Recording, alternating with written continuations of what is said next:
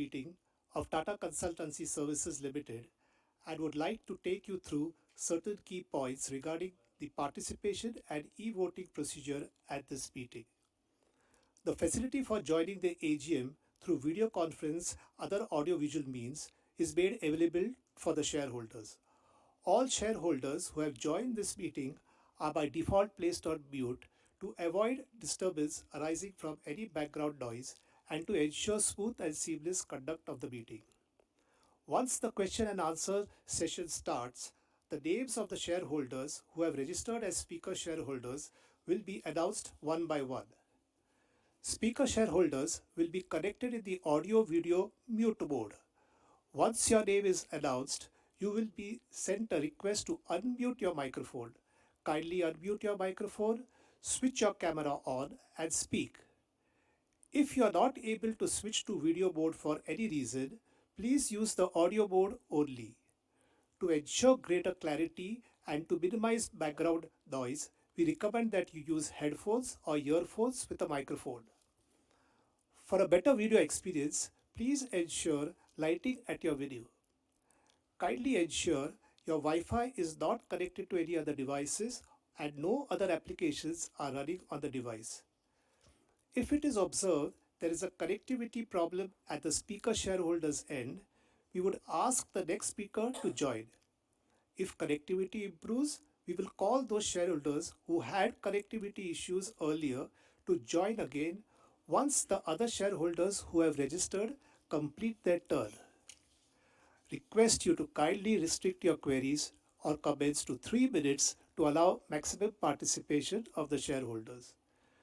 During the AGM, if any shareholder other than speaker shareholder faces any technical issues, please contact the helpline number mentioned in the notice of the AGM under point number 19B3 on page 44 or refer to the FAQs available on the NSDL website. If at any time during the AGM you lose connectivity, do check your internet connection and log in once again using the same process. The Companies Act 2013 and SEBI regulations provide for electronic voting. Accordingly, the company has provided its shareholder the facility to cast their vote through remote electronic voting system administered by NSDL. Facility for voting at the meeting is also provided for shareholders present here and who have not voted yet. Members, while watching the proceedings of the meeting, may cast their vote on NSDL e-voting website by using the login methods detailed in note number 19A of the AGM notice at page 40. The facility for voting shall also be made available for 15 minutes after the conclusion of the meeting. Mr. P.N. Parekh, Practicing Company Secretary, has been appointed as scrutinizer to scrutinize the e-voting process in a fair and transparent manner. Since the AGM is being held through video conference, other audio-visual means, and the resolutions mentioned in the notice convening this meeting have already been put to vote through remote voting, there will not be any proposing or seconding of the resolutions. Thank you. I request now the chairman to please take over the proceedings of the meeting. Thank you, Pradeep. Good afternoon, shareholders. It's my pleasure to welcome you all to the 29th Annual General Meeting of the company. As the requisite quorum is present, I now call the meeting to order. I want to thank all members who are joining this meeting today. This Annual General Meeting is being held through video conference in accordance with the circulars issued by the Ministry of Corporate Affairs. A live streaming of this meeting is also being webcast on NSDL's website. The registers, as required under the Companies Act 2013, are open for inspection. The company has received letters along with board resolutions from 9 corporate shareholders appointing and authorizing representatives under Section 113 of the Companies Act 2013. These represent 260 crore 14 lakh 99,443 equity shares, which is 71.90% of the paid-up equity capital of the company. Since there is no physical attendance of members, the requirement of appointing proxies is not applicable. Now, it is my pleasure to also introduce all the directors who have joined today on the video conference along with me to introduce themselves. Let me start with introducing Mr. O.P. Bhatt. Thank you, Chairman. Good afternoon, everyone. I am Om Prakash Bhatt, an independent director on the company's board since April 2012.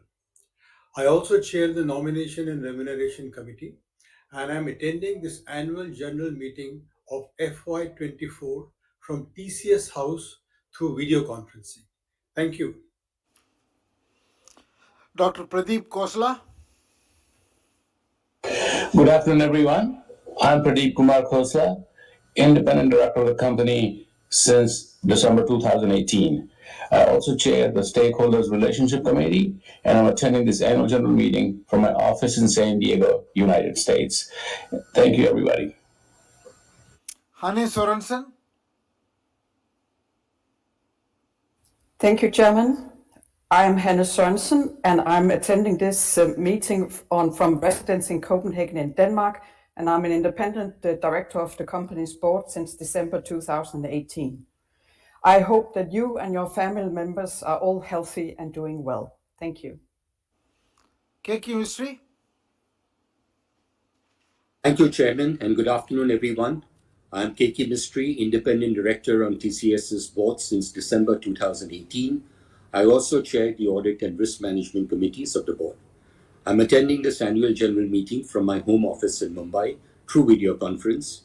I hope you and all your family members are healthy and keeping well. Thank you. Alnur Ramji. Thank you, Chairman.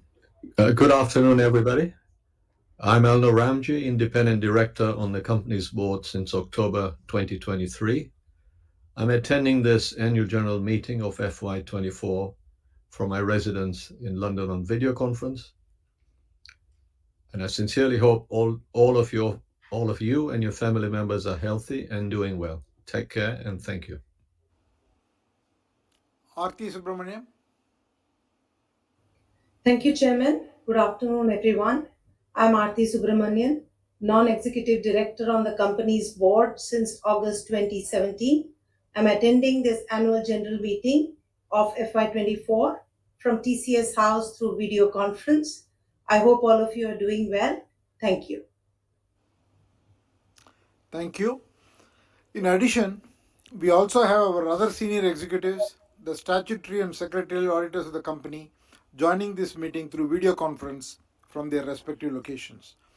Since the notice is already circulated duly to the members, I take the notice convening this meeting as read. Joining this meeting with me here on the dais is Mr. K. Krithivasan, Chief Executive Officer and Managing Director, and Mr. Samir Saksaria, Chief Financial Officer, and Mr. Pradeep Gaitonde, Company Secretary. I would like to place on record our deep appreciation for the invaluable contribution made by our directors who have retired earlier this year. Mr. Don Callahan retired as an independent director, and he has made invaluable contribution. And we also had Mr. N. Ganapati Subramaniam, who was the executive director of the company, retire earlier this month after attaining the age of 65 years. He also made very, very significant contribution, not only as a director, all through his career in TCS. Our deep appreciation to both of them. Mr. O.P. Bhatt would complete his term as independent director on June 26, 2024. On behalf of the board and all of you shareholders, I would like to place on record our deep appreciation for his contribution as a director of the company. During this year, Mr. Alnur Ramji was appointed as independent director on the board of the company, and I welcome him. Further, I would like to take a moment to express our deep sense of loss on the sad demise of one of our former executive directors, Mr. Firoz Vandrewala. He was a key member of our leadership team and made many significant contributions during his tenure in the company. Now, I would like to focus on the market environment as well as the performance of the company and what we have to look forward. As you all know, since the pandemic, the world has been pretty eventful. Once we recovered from the pandemic, we saw supply chain shocks. Then we saw economic slowdown, then rising inflation, then military actions resulting in wars, unstable geopolitical environment and tensions, if I may call it that. And the economic activity since then has more or less stabilized. The central banks around the world have taken concerted action to bring down the inflation, and the growth forecast for the next couple of years looks to be around 3.2%. And India, in this environment, has been doing very well and is poised to do very well. The world is also at the same time adapting to some very key megatrends. I have pointed out these megatrends earlier in my communication to you, but nevertheless I will mention these trends and how they are likely to play out. Artificial intelligence, new energy, supply chain resilience, importance of secure networks, and talent. These transformations bring both opportunities and challenges for all industries, especially to our industry, compelling us to innovate and stay ahead of the curve. First, on artificial intelligence.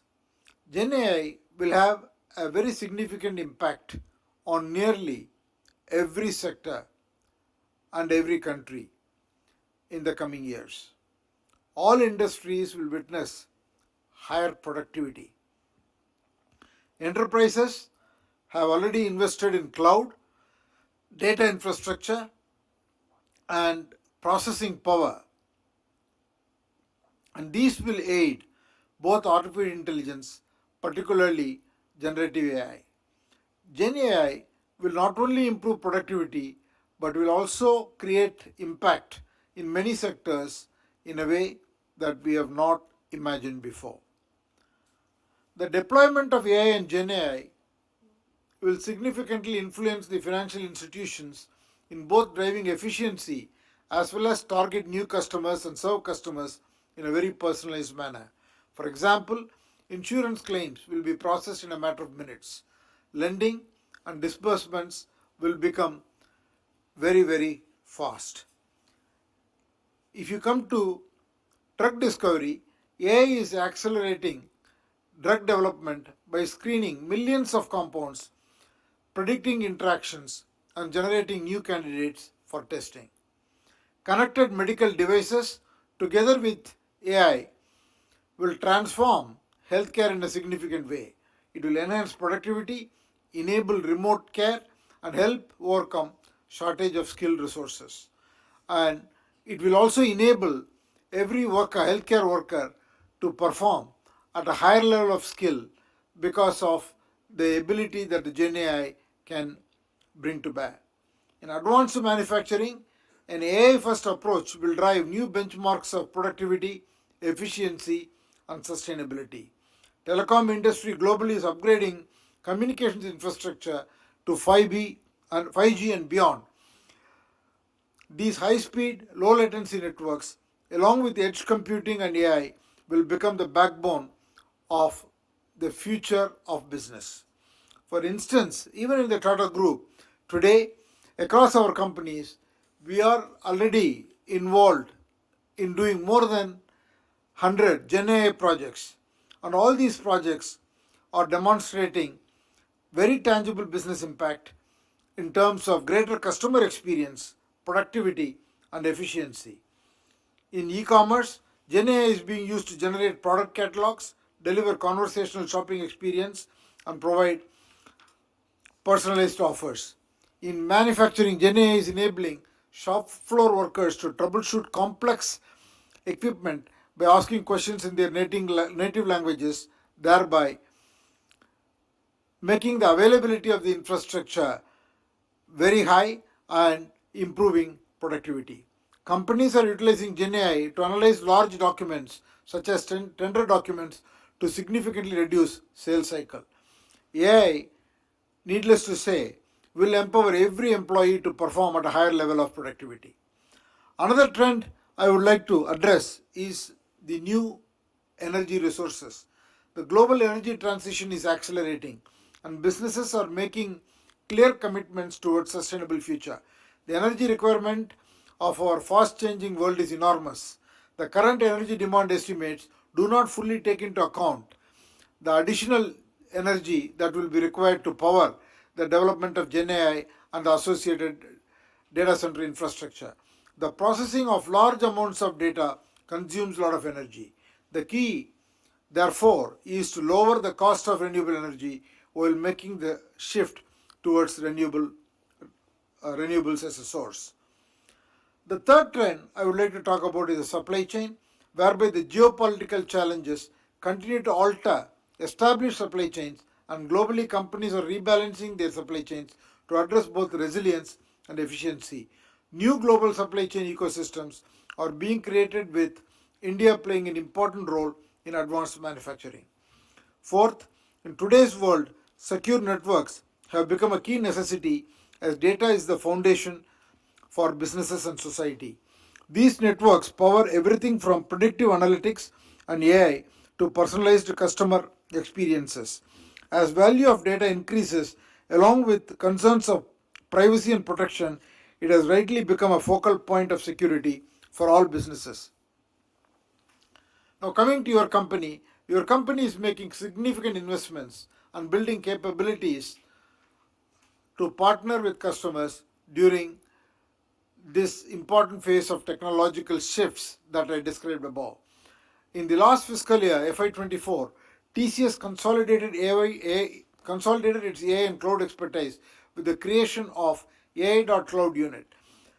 In addition, each of the business groups are developing domain-specific AI and GenAI offerings.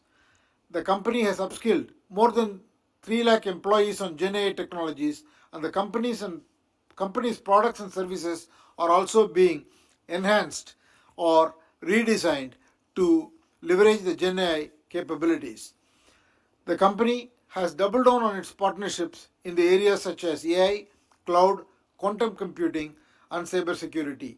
These early investments position your company as a trusted partner to bring the right set of thought leadership and execution skills in customers' technology adoption in this journey. In terms of intellectual property, TCS is focusing on creating a number of intellectual properties and platforms to leverage AI and GenAI-led IP platforms. TCS's Mastercraft product suite has been enhanced with GenAI capabilities. TCS has also created a platform for generating front-end applications based on business requirements in natural languages. To help customers in their adoption of GenAI, TCS has built a platform that helps enterprises select most cost-effective LLM in their context.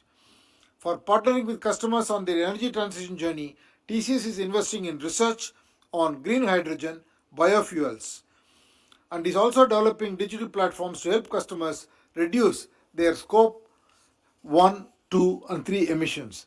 It has developed a proprietary ESG framework to build transparency into operations and simplify compliance reporting. In addition, the global customers are working with TCS to use the TCS IP to enable this transition to a sustainable future. In terms of the mobile telephony infrastructure, TCS is making its efforts to engineer 5G and 6G communication stacks using open standards, and the telecom industry globally is upgrading, towards this modern infrastructure. 2 state-of-the-art labs for future-ready communication infrastructure interoperability has been set up by TCS, one in Bangalore, the other one is in Gurgaon.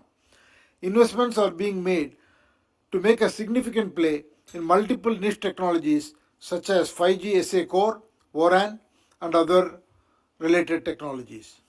The above trends are leading to evolution of future of work and are compelling new skill sets to be built for the future.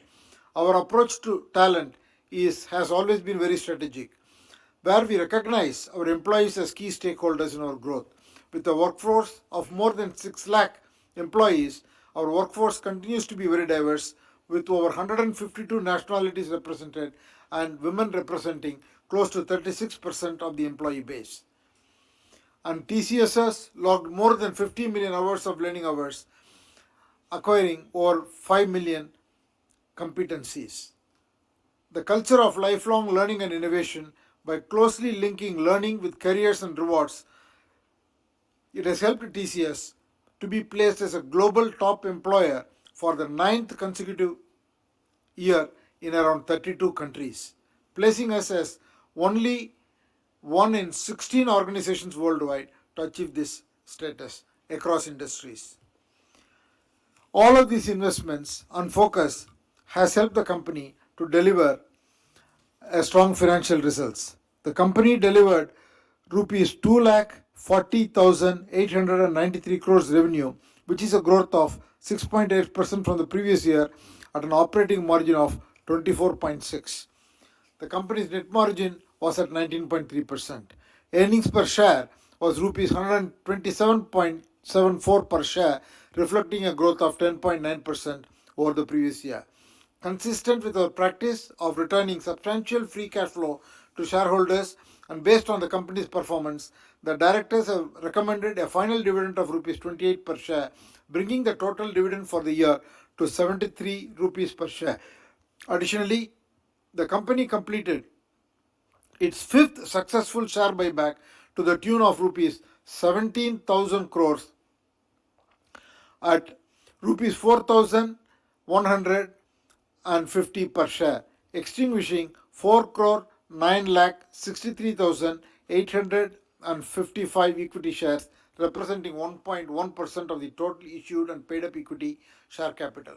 This translates to a total of rupees 47,445 crore in dividend and buyback, which is our largest payout to date. Your company has been recognized and has received several awards globally. I'm happy to say that the company was featured in Fortune magazine as one of the world's most admired companies based on a survey of more than 3,700 business executives, board of directors, and financial analysts. Further, for the 11th consecutive year, your company has ranked number one IT service provider in customer satisfaction in Europe and UK by Whitelane Research based on research of over 800 IT companies in UK alone. Ranked first in Spain for the customer satisfaction in service delivery. On the CSR front, we remain committed to our mission of empowering communities worldwide. Over the past year, we have made significant progress, empowering over 7 million beneficiaries through our CSR programs, particularly on education, livelihood, employment, and entrepreneurship. Our youth employment, student education, adult literacy, and rural entrepreneurship programs are some of the high impact programs. This reflects our ongoing dedication to making a meaningful difference in society. Our employee volunteer program, HOPE, contributed over 6.7 million hours dedicated to purpose projects across various dimensions, particularly aligned with the 17 UN Sustainable Development Goals. Our commitment to sustainability is pretty much in line with the Tata Group's overarching program, Project Alingana. This involves integrating sustainability into our business and focusing on three interconnected pillars: promoting decarbonization across our company and value chains, adopting a systematic circular economy approach to reduce resource usage and waste, and safeguarding and regenerating the environment, biodiversity. We have set a target to reduce our absolute Scope 1 and Scope 2 emissions by 70% by 2025 and become net zero by 2030. We are well ahead of our targets and have achieved a reduction of 80% in Scope 1 and Scope 2 emissions during the financial year FY24 over a baseline of 2016. Looking forward, we see greater opportunities ahead, not only for our business and shareholders, but also for our country and communities.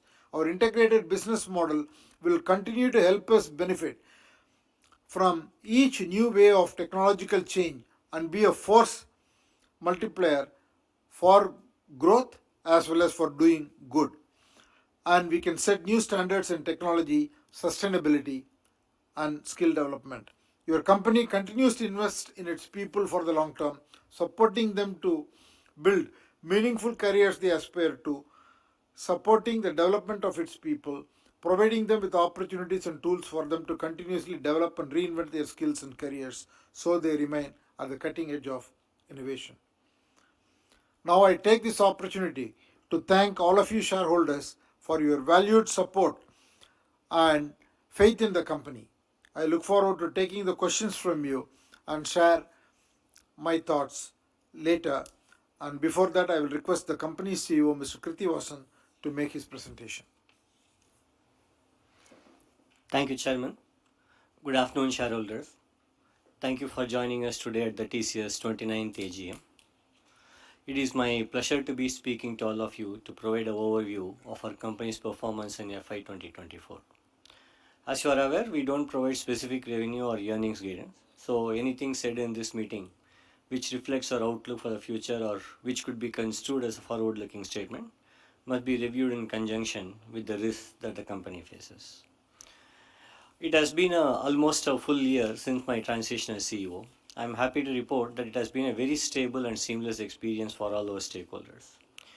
During this period, we continued our focus on industry and technology expertise, emphasized and refreshed the core values that define who we are as a company, and doubled down on customer centricity and employee empathy. We had a strong finish to the fiscal year FY 2024 with the revenue for the year at 240,893 crores, a growth of 6.8% over the previous year. In constant currency terms, this is about 3.4%.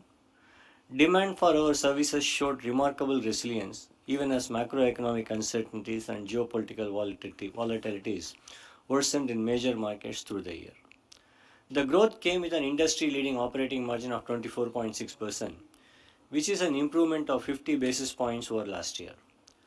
Our net margin was at 19.3%. In Q4 of FY24, our operating margin touched 26%, proving our commitment to the band of 26 to 28%. Also, this has been our best quarterly margin performance over the last 3 years. We are seeing solid deal momentum across markets, resulting in strong double-digit growth in our total contract value of $42.7 billion. This reflects our deepening partnership with our clients and gives us optimism for the medium to long-term growth. In keeping with our capital allocation policy of returning substantial free cash flow to shareholders, the board has recommended a final dividend of 28 rupees per share, bringing the total dividend for the year to 73 rupees per share. The company also successfully completed its fifth buyback program, disbursing 17,000 crore to shareholders. For the full year, the company's shareholder payout was 47,445 crores, which was our largest payout to date. Our average shareholder payout has been more than 100% during the last 5 years. Our workforce strength at the end of the year was at 600,546 employees. Our last 12-month attrition in IT services was at 12.5%, down by 760 basis points for the previous year. Our workforce continued to be very diverse, with over 152 nationalities represented and women making up 35.6% of the employee base. We continue to make good progress in our net zero journey. TCS had set a target to reduce its absolute Scope 1 and Scope 2 emission by 70% by 2025 and become net zero by 2030. We are well ahead of our initial Scope 1 and Scope 2 targets and have achieved a reduction of 80% in Scope 1 and Scope 2 emissions in FY 2024 over the baseline of 2016. We are doing this by increasing use of renewable sources of energy by 19 times for the last 8 years and improving energy efficiency. Lastly, we continue to work for the betterment of the communities we serve across the world. Our contributions and volunteering efforts of TCS have resulted in beneficial outcome for 7.1 million individuals across the world. We are very proud of the value we have created for all our shareholders in the 20 years since the IPO. In these 20 years, we have announced 1:1 bonus issue 3 times, completed 5 buybacks, and returned rupees 4,186 rupees per share as dividend to our shareholders. This, along with an absolute share price return of more than 36 times, is a significant outperformance for the IT index during the same period. Continuing on the theme of longer term value creation, we have been having an extremely shareholder friendly capital allocation policy. Over the last 20 years, we have distributed 78% of our funds generated to our shareholders, invested 11%, used 10% for capex and 1% for inorganic growth. Particularly in the last 5 years, our company has paid out more than 190 lakh crores as shareholder payout, and our average payout has been more than 100%. The strength and resilience of our business model comes from our customer centricity. Customer centricity is at the core of TCS business strategy, and it helps us in building strong, enduring relationships. We have been proactively investing in newer capabilities, offering new services and solutions in the context of our customers' business. This has helped us in adding value to our clients and hence expanding and deepening our client relationships.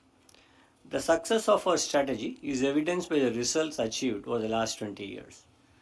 The number of clients contributing over $100 million annual revenue went up from 24 to 62 over the last 10 years. Those contributing over 50 million went up from 4 in FY2004 to 53 in 2014 and to 139 in 2024. Those contributing over 20 million went up similarly from 136 in 2014 to 301 in 2024. The average revenue per client contributing more than 1 million has also moved up from 20.6 million in year 2020 to 22.5 million in financial year 2024. We have been rated consistently number 1 in customer satisfaction surveys over the last 11 years by independent surveys. This is one of the largest such surveys done in Europe, and we are very proud of what we have done with our customers over these years. Now let's look at some of the demand drivers in financial year 2024. Our order book in FY24 had a good mix of all kinds of deal wins.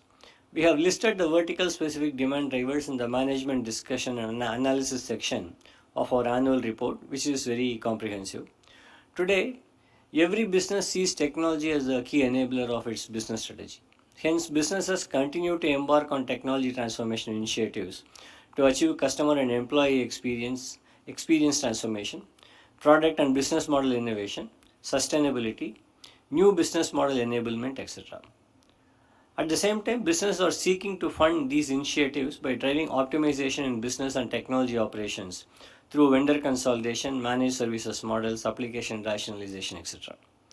We are helping our customers achieve these twin objectives through programs that leverage cloud enablement, application and data estate modernization, cloud migration and transformation, SaaS adoption, digital workplace, 5G, Edge and AI adoption, etc.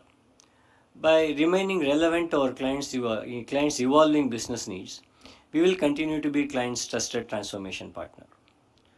With our contextual knowledge and domain expertise and our engineering DNA and intellectual capital, we have been the preferred partner for many customers in their strategic transformation initiatives. This year, we signed several deals that are industry defining in nature. One of the landmark engagements for us is with the deal we signed with BSNL. For BSNL, we are building an indigenous 4G, 5G network, a true nation-building project, supporting Atmanirbhar Bharat. Another example we are very proud of is what we did for SIX. SECOM, the electronic post-trading system used by SIX, was one of the world's first real-time gross settlement systems that was built by TCS in 1989. Enabling straight-through processing, it was amongst the most sophisticated systems of its time. Over the years, TCS continued to manage the system for SIX. Last year, SIX partnered with TCS to modernize the SECOM. TCS was able to fast-track this development with an ingenious automation solution which migrated over 500 billion records in record time, saving 10 to 12 months' time from the overall process. All of this truly path-breaking work was made possible by our workforce strength of over 6 lakh employees. The employee-friendly policies and practices saw our last 12-month attrition drop by 766 basis points in IT services to 12.5%. In terms of talent development, investment in organic talent development has been at the core of how we successfully navigated technology changes and participated fully in the opportunities that opened up because of new technologies. A culture of lifelong learning and innovation by closely linking learning with career and rewards had TCSers logging in 51 million learning hours and acquiring nearly 5 million competencies. Our workforce continued to be very diverse with over 152 nationalities represented and with women making up 35.6% of the employee base. Importantly, our focused leadership development programs are helping expand the number of women in senior management. Over the last 5 years, the number has grown to over 58%. Women now increasingly contribute to our innovator as well as contextual master communities.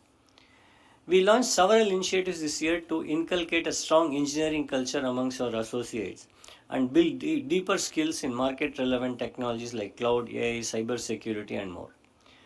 TCS is collaborating with major hyperscalers and forging new partnerships with other important ecosystem partners to upskill at scale and build AI computing infrastructure to develop AI solutions for our customers. A big driver of employee interest in upskilling and cross-skilling has been the TCS Elevate program, which links learning to career growth. Over 423,000 employees have participated in this program and 35,000 TCSers have been identified as high talent qualifying for higher pay. These industry-leading outcomes have made our talent development program a benchmark and a recipient of many global awards, a few of which are listed in this slide.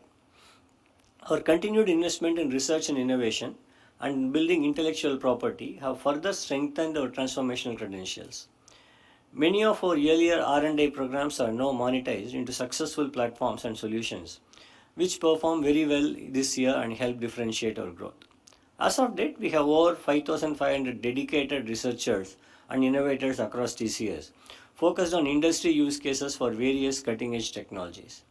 We have over 40 research and innovation centers and 6 co-innovation hubs that we call Passport across the world in major cities like New York, Pittsburgh, Toronto, Amsterdam, Tokyo, etc.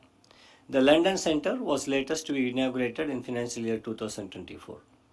At Passports, our teams collaborate with clients to ideate on solutions to their most critical business problems and rapidly build prototypes, get stakeholder buy-in, and build minimum viable product. Clients can also gain access to an extended innovation ecosystem consisting of over 2,900 startup partners and more than 70 academic partners. The outcome of this ongoing investment is that we have filed 8,040 patents and have been granted about 3,900 of them. On the environmental front, we are making very good progress in our journey to be a net zero emitter of greenhouse gases. We had set an intermediate goal of reducing our Scope 1 and Scope 2 emission by 70% by 2025 versus the base year of 2016. I am very happy to inform you that we are ahead of our schedule, bringing down our absolute emissions by 80%. This has been made possible by reducing our energy consumption and increasing our use of renewable energy. If you look at the last 8 years, we have more than doubled our business in revenue terms and increased our headcount by more than 50%. Despite such strong growth, we have been able to reduce our absolute energy consumption by 20% during that period through a range of initiatives. We have increased our use of renewable energy 19 times during this period. TCS believes firmly in the philosophy of building sustainable businesses that are rooted in the community and demonstrate care for the environment. In addition to mitigating our own carbon footprint, we are also helping clients manage theirs. We continue to see strong traction of our sustainability offerings across multiple industries. We have fully embraced Project Alingana, the Tata Group Sustainability Roadmap, and our aim is to be net zero by 2045. We are concentrating on 3 interlinked pillars of the project. that is promoting the carbonization of our company and value chains, utilizing a systematic circular economy approach to reduce resource usage and wastage, and protecting and regenerating the environment. Our company has always focused on giving back to the communities where we operate. As a purpose led organization, we continue to invest in helping communities in the areas of skill development, bridging digital divide, and STEM education. All these programs have scaled up very nicely in recent years. For each of our programs, you can see the total number of beneficiaries. We estimate that our community outreach programs have benefited over 15.9 million people across the world in the last 5 years, besides the financial contributions we make through TCS Foundation. We have a large number of TCSers stepping forward and volunteering their time and effort for local community initiatives. In FY24, our employees contributed over 6.7 million volunteering hours, making a huge difference to local communities. Now, moving on to our marketing and brand building during the year, we organized multiple in-person marketing events and customer summits. TCS hosted customer summits across North America, Europe, Japan, Asia Pacific, bringing together distinguished C-suite executives, partners, and thought leaders in the year FY24. Our capabilities and market success continue to get strong endorsement from various equity and industry research analysts. Industry research firms ranked TCS as a leader in 148 comparative assessments in FY24. Sports sponsorship is aligned with our conviction to be a true transformation partner for our clients, our communities, and the ecosystem we live and work within. Sports that promote well-being like endurance running and all-electric motorsport are natural partners for us. Last year, TCS sponsored 15 sports events in 14 countries and 25 different cities, including TCS New York City Marathon, TCS Amsterdam Marathon, TCS London Marathon, TCS Toronto Waterfront Marathon, and TCS Lidingo Lopez, which saw participation from more than 600,000 runners and crossing over 80 million miles. The strong social capital we have built across all our stakeholder relationships with clients, employees, investors, and with communities across the world has resulted in a strong brand positioning. TCS was ranked among the top 2 most valuable IT services brand by Brand Finance and among the world's most admired companies by Forbes. With those comments, I would conclude my presentation here and over to you, Chairman. Thank you. Thank you, Kirti. Dear shareholders, now I would like to receive your feedback and observations and questions. I would request you to be brief, 3 minutes or less for each shareholder, so that we can give opportunity to all the shareholders who have expressed their interest to speak today. Let me start with Dr. Arun Kumar Bopanna.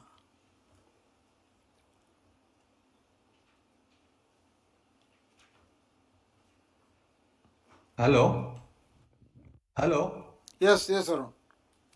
Good afternoon, sir. How are you? Compliments. Good afternoon to everybody. Compliments for the 20 years of our listing since August 25th, 2004. So the last 5 years have been traumatizing. The pandemic has dealt a harsh blow. I lost a lot of good friends. Life has not been the same. It has kept me away from Mumbai and Bombay House too. And I could not meet the MD Kritivasan in person too, which is unusual in a Tata group. I hope to see him when I'm back in Mumbai. My question, sir, the current elections can throw surprises with a tampered voting list. Can or will TCS streamline the voter list? Because TCS did a fabulous job in issuing passports and compliments for the same. How will the digital infrastructure backbone strengthening in Tier 2 and Tier 3 cities? And is TCS aiding to fulfill the growth ambitions in the digital infrastructure? What are the AI adoptions and investments and any challenges foreseen in regulations, compliances, and technologies? And sir, here I would like to mention about our Tata Medical Diagnostic Center at Whitefield, Bangalore. It's such a good service they give me. I've joined for the wellness package, and so much of confidence compared to the doctors who scare us day in and day out. I'm very happy with that. I hope You will start all the more centers around the country in India now. As technology advances, the demand increases for skilled professionals to mitigate cyber threats. What is TCS doing for this? And the digital environment has changed rapidly, but society and law enforcement have not kept pace. So vulnerable we are for cyber crimes and cyber attacks. What are TCS plans and solutions for that? How will TCS navigate the next wave of financial technology with the rise in the use of AI and Gen AI? So Warren Buffett said that technology's potential for harm is there. Scammers can use AI, voice cloning, and deepfake technology to manipulate TCS, to manipulate. What are TCS solutions and comments on this? Sir, is AI and GI, a genie in the bottle? How will it change the future of society? With the development of nuclear weapons, the genie was let out of the bottle. It did terrible things. Is AI scare like the genie? But regardless, AI is projected to reach USD 1811 billion by 2030, with 2 million jobs generated by AI and ML. What will be the TCS 5? And lastly, sir, I hope we will just remain master of technology and not slaves of technology. And I hope technology will remain enabler for human ingenuity. In conclusion, I wish TCS all the best to be a beacon of growth for the Tata Group. Thank you very much. I wish you all the best. Thank you, Arun. Humayun Purdehi.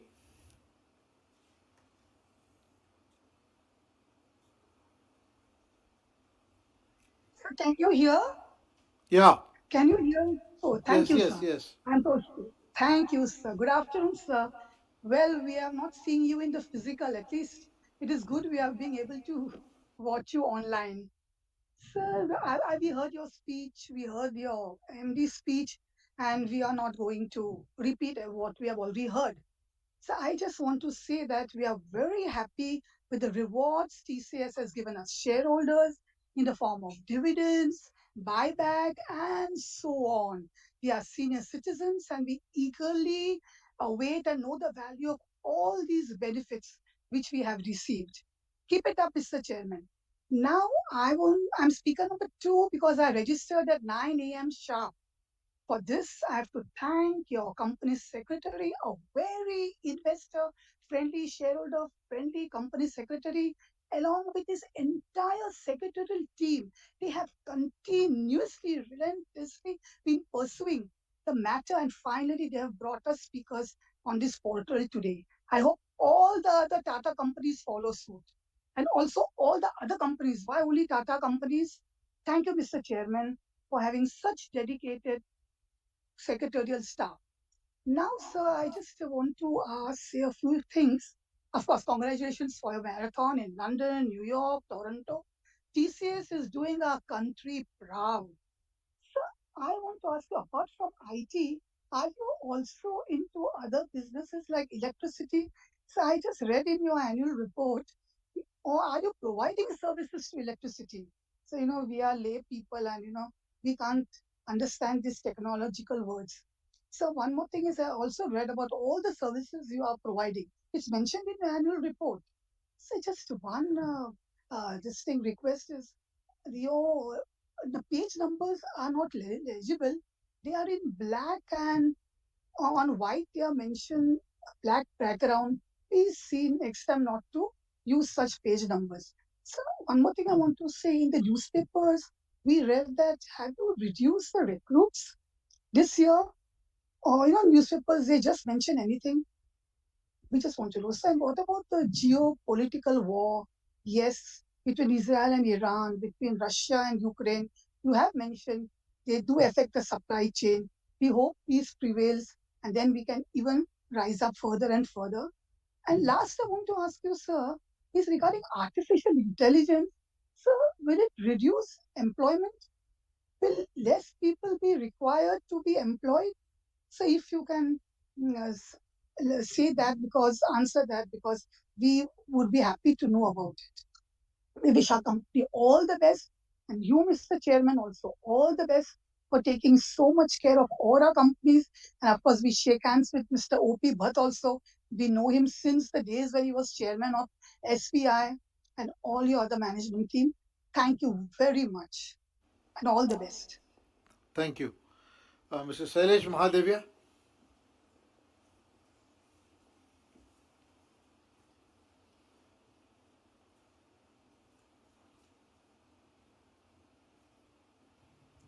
Sir, you're still on mute. I request you to unmute yourself and then proceed. Okay. Can you hear me now, sir? Yes, I can hear you. Yeah, good afternoon, sir. It is indeed a pleasure to attend the meeting of TCS in particular, which is usually the first meeting of the season. Sir, I have understood your speech and our managing director's speech, and we are getting excellent reward with latest technology, taking interest of society at large, and also the environment, which is likely to be a biggest disturber in the years to come.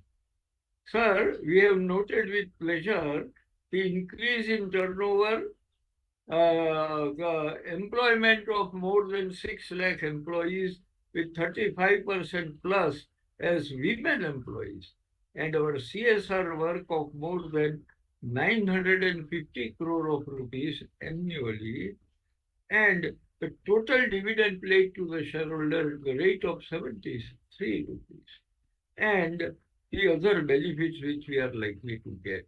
Sir, I also appreciate the glossary which has been given at the end of the report that helps us in understanding various things. So now some questions for increasing my understanding and appreciation.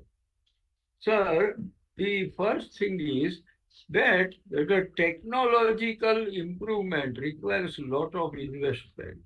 Sir, can you specify how much investment we are making every year, and particularly in 23-24, and how much investment in technology we are likely to make in the next 2 to 3 years? Sir, secondly, we are aware that technological implementations also create waste. It is the waste of plastics and other materials which are being used. Sir, may I know how much is the percentage of such waste which is harmful to the society at large? And you have shown in the report that we are taking various steps in these fields, and that is being appreciated. Sir, then I also appreciate that our group is making development and progress in all complementary and related investments, and they are likely to give comprehensive and enlarged return to the society as such.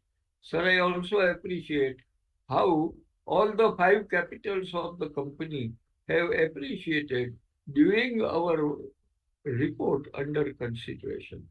And sir, I must thank the company secretary and the team who have enabled me to join this meeting, although I have come only yesterday from Bangalore after spending there about 10 months, mostly for medical treatment applicable to the age-related problems. Sir, we also appreciate that the meetings are being held online, which enables me at the age of 85 plus to participate in the meetings and learn a lot of things from one of the best companies in the world and of course of the Tata Group. Sir, with this, I wish every success at an accelerated rate to our company in all fields of our actions. Thank you very much, sir. Thank you, sir. Mr. Praful Chawda. Hello Hello. Chairman sir, board of Yes, directors, yes, yes. मेरी आवाज आ रही है sir? Yeah. Thank you sir. Hyderabad से प्रफुल चावड़ा बोल रहा हूँ। First तो आपने जो बाईबैक किया इसके लिए बहुत धन्यवाद देता हूँ, और नेक्स्ट फ्यूचर में भी बाईबैक का सिस्टम आप चालू करें, सो कंटिन्यू चालू रखे, ताकि जितनी इक्विटी कम होंगी इतना ही शेयर का रेट बढ़ते जाएगा, और हम इन्वेस्टर जो लॉन्ग टर्म इन्वेस्टर इसको बेनिफिट मिलेगा। तो साथ में मैं ये कहूँगा, पेज नंबर 17 पे 5 इयर्स का हाईलाइट दिए सर आपने, तो सर 5 इयर्स का ऐड के बदले आपने 20 इयर्स आईपीओ का हो गया, इसको आपने बहुत इंपोर्टेंट दिया है। तो 20 साल के अंदर जैसे हमको आईपीओ में शेयर अलॉटमेंट आए, तो आज तक हमको कितना रिटर्न मिला, बोनस मिला, राइट्स मिले, स्प्लिट मिला, कितना डिविडेंड मिला, शेयर का रेट आज क्या चल रहा है, हिसाब से आईपीओ के अलॉटमेंट के शेयर होल्डर जो आज शेयर रखे तो कितना बेनिफिट मिल रहा है, उसके बारे में बताएंगे तो पता चलेगा कि टीसीएस ने इन्वेस्टर्स को कितना माला माल कर दिया सो है। इसके बाद sir subsidiary company, page number 53 पे बहुत सारी सब्सिडियरी कंपनी है, तो सब्सिडियरी कंपनी बनाने की क्या जरूरत पड़ती है, और पूरी की पूरी सब्सिडियरी कंपनी प्रॉफिट में है, इसके बारे में बताएंगे। और सब्सिडियरी कंपनी बनाने के बाद कुछ जो काम हो जाता है, जो अपने को प्रोसीजर करना था हो जाने के बाद ऑटोमेटिक बंद कर देते हैं या क्या करते थे, इसके बारे में बताएंगे सर। सर सेमीकंडक्टर का बिजनेस के बारे में गवर्नमेंट बहुत पैसे देने वाली है, दे रही है, और इम्पोर्टेंट दे रही है, तो अपने क्या सेमीकंडक्टर बिजनेस में जाने वाले हैं, जाने वाले तो कोई कंपनी को टेक ओवर करने वाले हैं या डायरेक्ट सेमीकंडक्टर बिजनेस में जाएंगे, इसके बारे में बताएंगे सर। कंपनी की खास बात तो मैं ये कहना चाहता हूँ कि आज कंपनी का जो एम्प्लॉयज है 20 साल की लेडीज भी है और 50 साल का लेडीज भी है, पर आजकल इंडिया में सबसे ज्यादा चल रहा है लव जिहाद, तो अपने लेडीज एम्प्लॉयज को बचाने के लिए क्या सिस्टम लगा रहे, ऐसे लोग हैं जो कुछ घुस गए कंपनी में, तो इसको कैसे पकड़ते हैं या इसको कैसे वेरिफिकेशन कर रहे हैं, उसके बारे में बताएंगे सर। मैंने देखा कि पूरे इंडिया में मैं घूमता हूँ तो बिरला जी के बहुत से धर्मशाला है, तो टाटा के नाम पे कोई धर्मशाला नहीं है। अभी राम जन्मभूमि है, अपने टाटा ग्रुप में कम से कम 5 लाख एम्प्लॉयज होंगे, तो 5 लाख एम्प्लॉयज में बहुत से एम्प्लॉयज नहीं, पर 100% एम्प्लॉयज में मानता हूँ कि राम जन्मभूमि जाने के सोचते हैं या और तीर्थ दान में जाते हैं, तो अपने हर एक बड़े बड़े तीर्थ स्थान है, तिरुपति है, हरिद्वार है, वाराणसी है, ऐसी जगह पे टाटा का कुछ ऐसा रखना चाहिए ताकि वो लोगों को उतरने जाने की सुविधा मिले। सीएसआर में अच्छा काम हो रहा है, अच्छे काम से एक छोटे लोग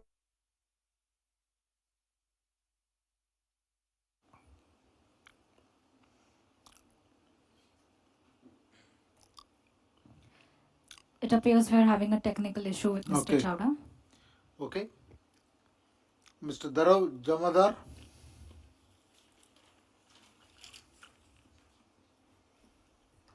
Good afternoon, everyone. Sir, indeed, it is an honor to attend this particular meeting. My name is Dr. Dharav Jamadar and I am from Surat, Gujarat. I would like to congratulate each and every stakeholder of my company on performing tremendously well in this particular fiscal year and wish the best for the current fiscal year. I have a couple of questions which I would request you to address. First, do you pursue a severe cut down of IT spending due to macroeconomic slowdown in the developed nations? If yes, what possible measures are you planning to take to control it? Second, after a lackluster quarter in terms of winning mega deals, supposedly Fed stays hawkish over the year. If the trend continues, what would be its impact on constant currency revenue growth for our company? Third, in the current fiscal year, which sector will be giving you a robust revenue growth and which one would be a laggard on our company? Fourth, as a company is operating worldwide, how are we planning to control the risk that are being possessed by the geopolitical conditions? Fifth, as US too is going through election year this particular year, so supposedly if there is a change in regime, there might be some stringent rules and some laws that might be implemented like H1B visa, etc. So how much impact would it be having on our company as well as the industry as a whole? Sixth, apart from improving utilizations, cost optimizations, moderation in LTM attrition, what other macroeconomic factors would be helping us in uptaking our margins? Thank you, Mr. Jamadar. Yeah. Mr. Hiranand Kotwani.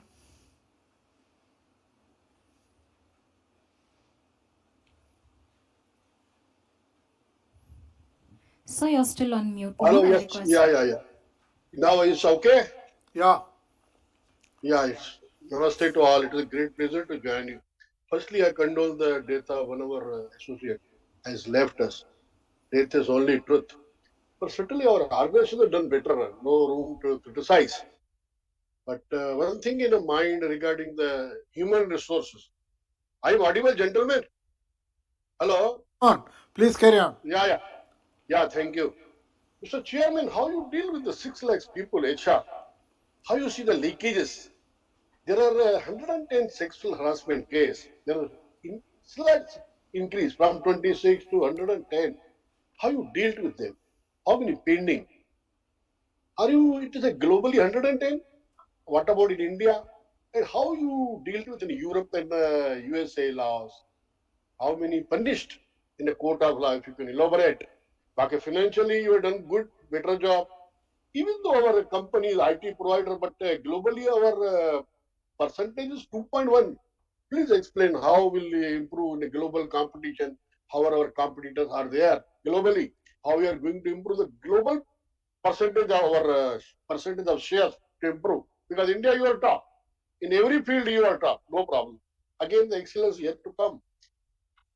How you are going to improve that, particularly the human sexual harassment case, promotion, how promotion policies are there, training program, particularly in India. How you see the India in particular, this is company TCS. How India will benefit in a foreign exchange, in employee level, the most. Because every country has nationality its own prestigious. So how you are going to improve that way? How to in particular innovation, in employee front, in CSR you are doing. You are doing so many jobs. It's a marathon in a globally. What about in India? How much of CSR we spent in India last year, and how a program of this year? Will you elaborate your future? Okay, you elaborate the whole thing. Thank you and good luck ahead. Mr. Santosh Kumar Saraf.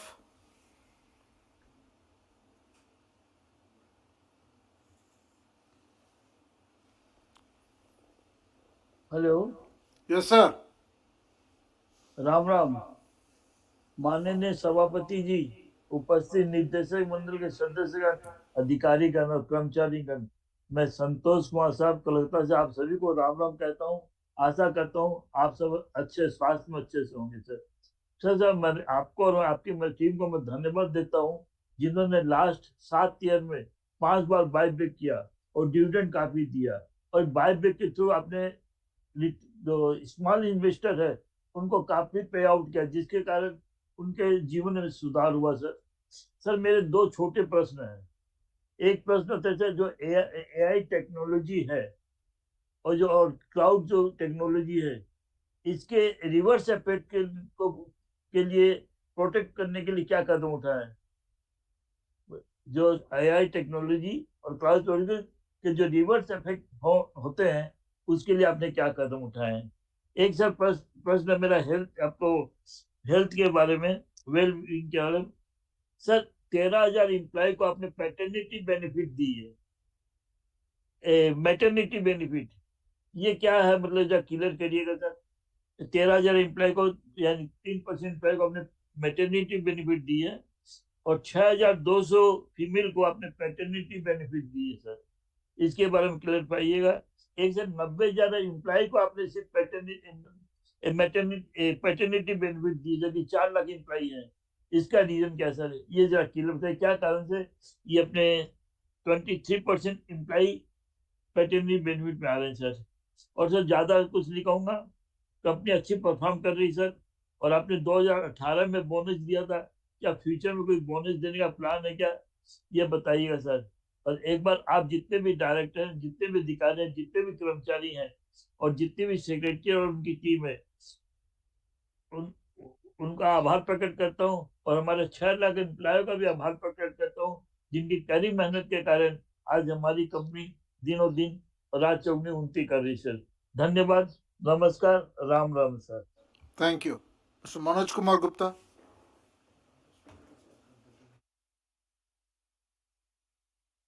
Hello? Yeah, Manoj. Hello? Yes, I can hear you. Yeah, Good afternoon, respected Chairman, Board of Directors, fellow shareholders. My name is Manoj Kumar Gupta. I've joined this meeting from my office, Calcutta. So first of all, I congratulate you that after become the chairman in 7 years, you take the group on new heights under your leaders. We investors have got a multiple return on our investment in every company. And I have full trust on you because 2 years back you told us in Tata Motor AGM, keep trust on us, you will get return. Now the share is in 4-digit price. And we believe after demerge that we will get more return. And thanks to you and your leadership, and thanks to our MD for his nice presentation, and thanks to the company secretary and his team for excellent services to us to help us to join this meeting through VC. Sir, thanks to for your CSR. Sir, I will not say single word on CSR because क्योंकि सूरज को दीपक दिखाने होगा Tata group में क्योंकि we people know that what you are doing for the community and the society and the mass people of the country. So I will not say single word. Sir, when TCS will cross RIL in market capitalization under your leadership, we are waiting for that. That TCS is a most valuable company in the IT. Number two valuable company in the IT in the world. When the TCS will be the number one company in the IT in the world under your leadership.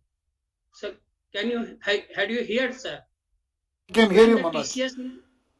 When the TCS will be number one IT company in the world under your leadership, because you are the pioneer of this company, sir.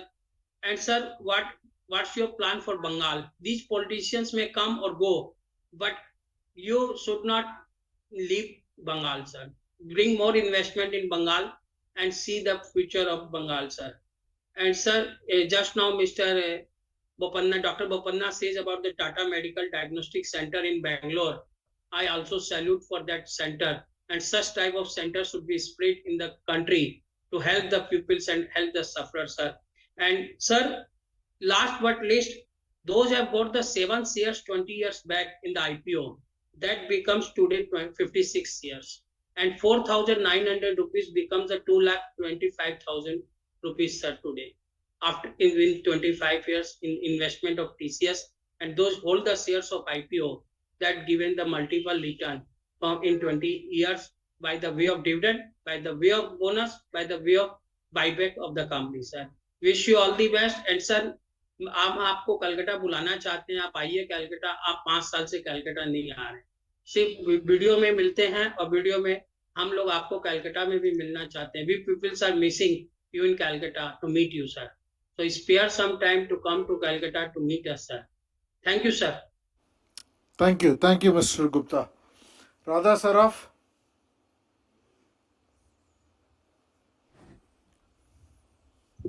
Good afternoon, Chairman, sir, and members of the board. Sir, I'm Radha Saraf from Millennium Mams. Sir, congratulations on the steady margin improvements despite all the headwinds. Sir, as Millennium Mams, we have always had the opportunity to meet the Tata Sons chairpersons at Bombay House, and that is our tradition as for the last 20 years. Sir, we hope we can also continue to meet you in person to empower all our women. So my question is that how does TCS manage the costs associated with human resources, particularly in the areas of talent acquisition, retention, and training? Thank you, sir. Thank you. This is Sharat Kumar Shah.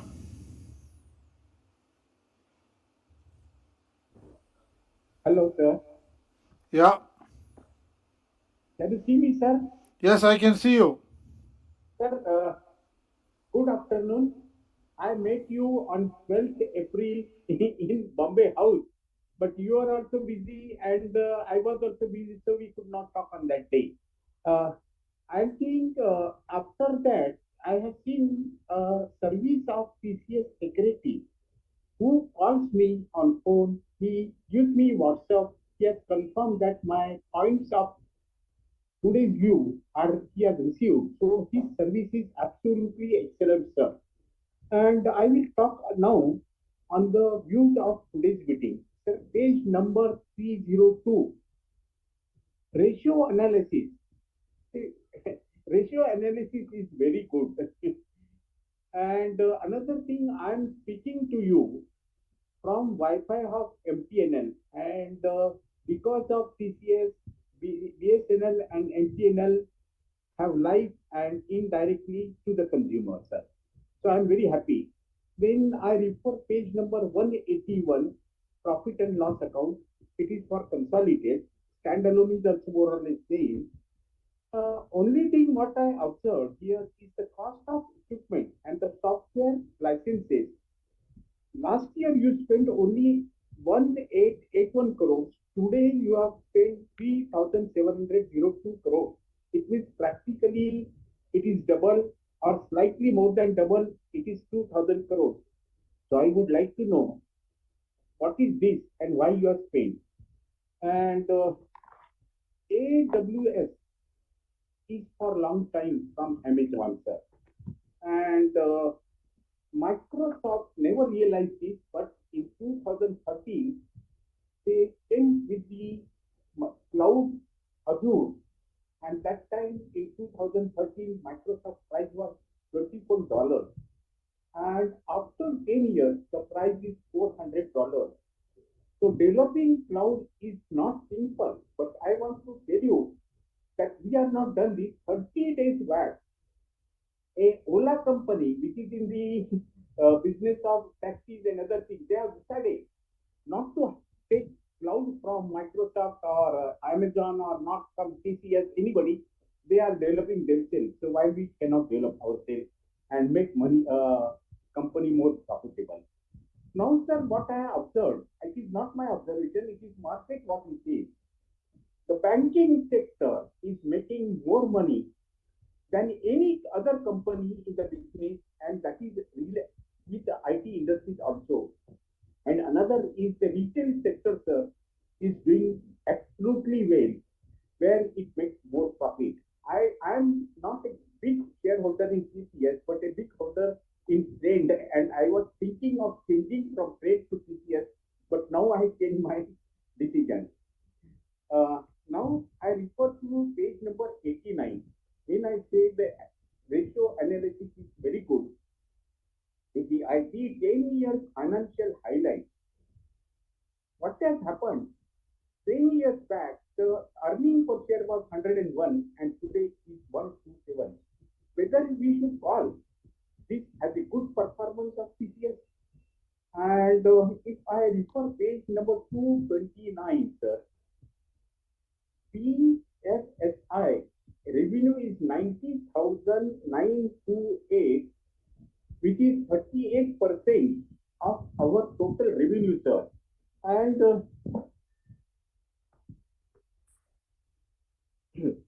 total revenue is 38%, sir. But it looks like that, sir, that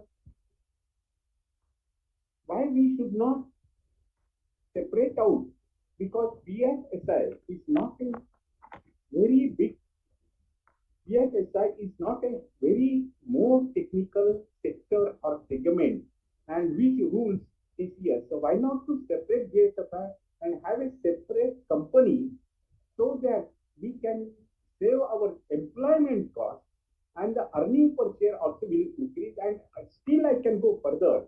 Why not to divide TCS into 5-6 segments, whatever we have got, like Vedanta, and we can have the better profitability and utilization of better employment, because a very good employee will be in the more technological company, and have and why we should not go for cloud?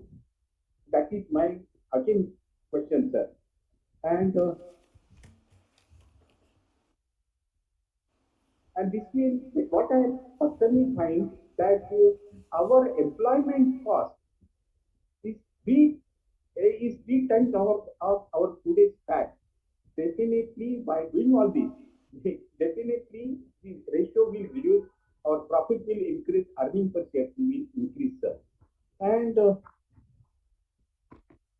what I'm looking here, I should look for a technological staff in TCS, and observation. Who is now FC Cody in CS now at present? 40 years back he was there, who made his company, and after 40 years, 50 years, also we don't have a person of that caliber. So I would like to know, you must be knowing, who is equal to FC Cody at present in CCS. And Tata involved in insurance company. I think you also referred for insurance companies and other things, but I'm telling you, last 2 years, my experience with all insurance companies worldwide and government companies, I am not getting any benefit. So what I am thinking, not to have mediclaim at all. If I'm not, and even travel policy. So if you can improve this, definitely all insurers and even government is. Sir, can you keep your comments only to TCS here, please? Yeah, the TCS is part of the TCS, sir. And now I got no more points, sir. This year, use of renewable increased by 120 times from 206. The page number is 24, sir. And if you just see the actual increase of renewable is only 3% to my consumption on page number 153. So number? it's really page number 153. 153. So what I'm looking here, that we have got money and definitely we can do renewable more and more and increase the percentage or make it 100% of renewable, sir.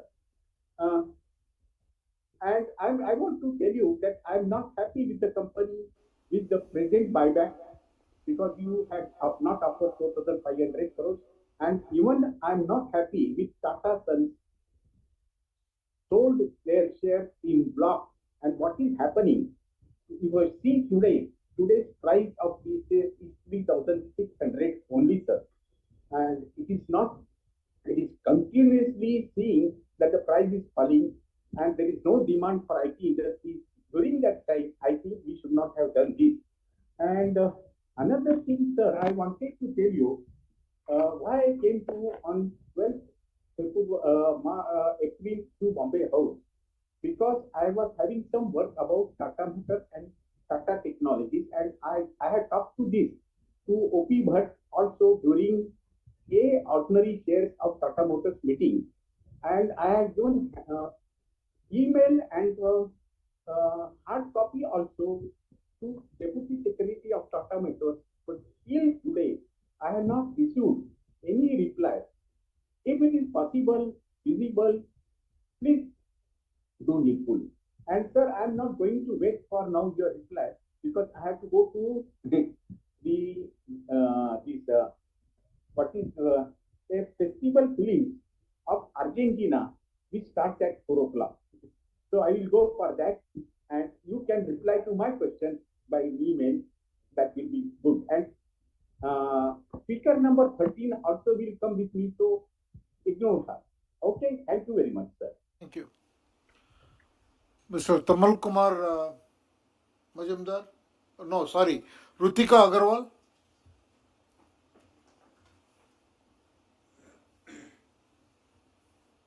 Good afternoon, Chairman Sir, and the members of the board.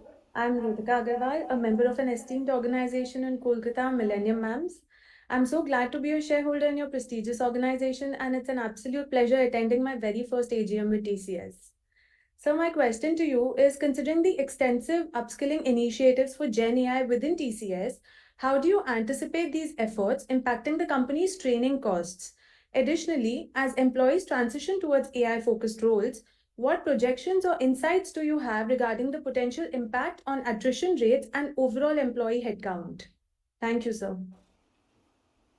Tamal Majumdar?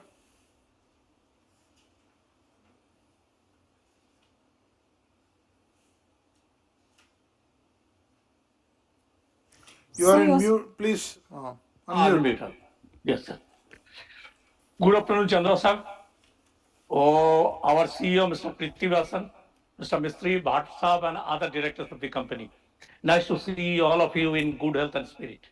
Myself, Tamal Kumar Mazumdar, an equity shareholder from Kolkata.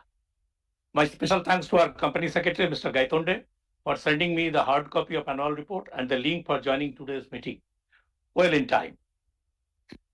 Thank you, Mr. Chairman, for sharing your thoughts with us, and Mr. Krithivasan for his thoughtful presentation.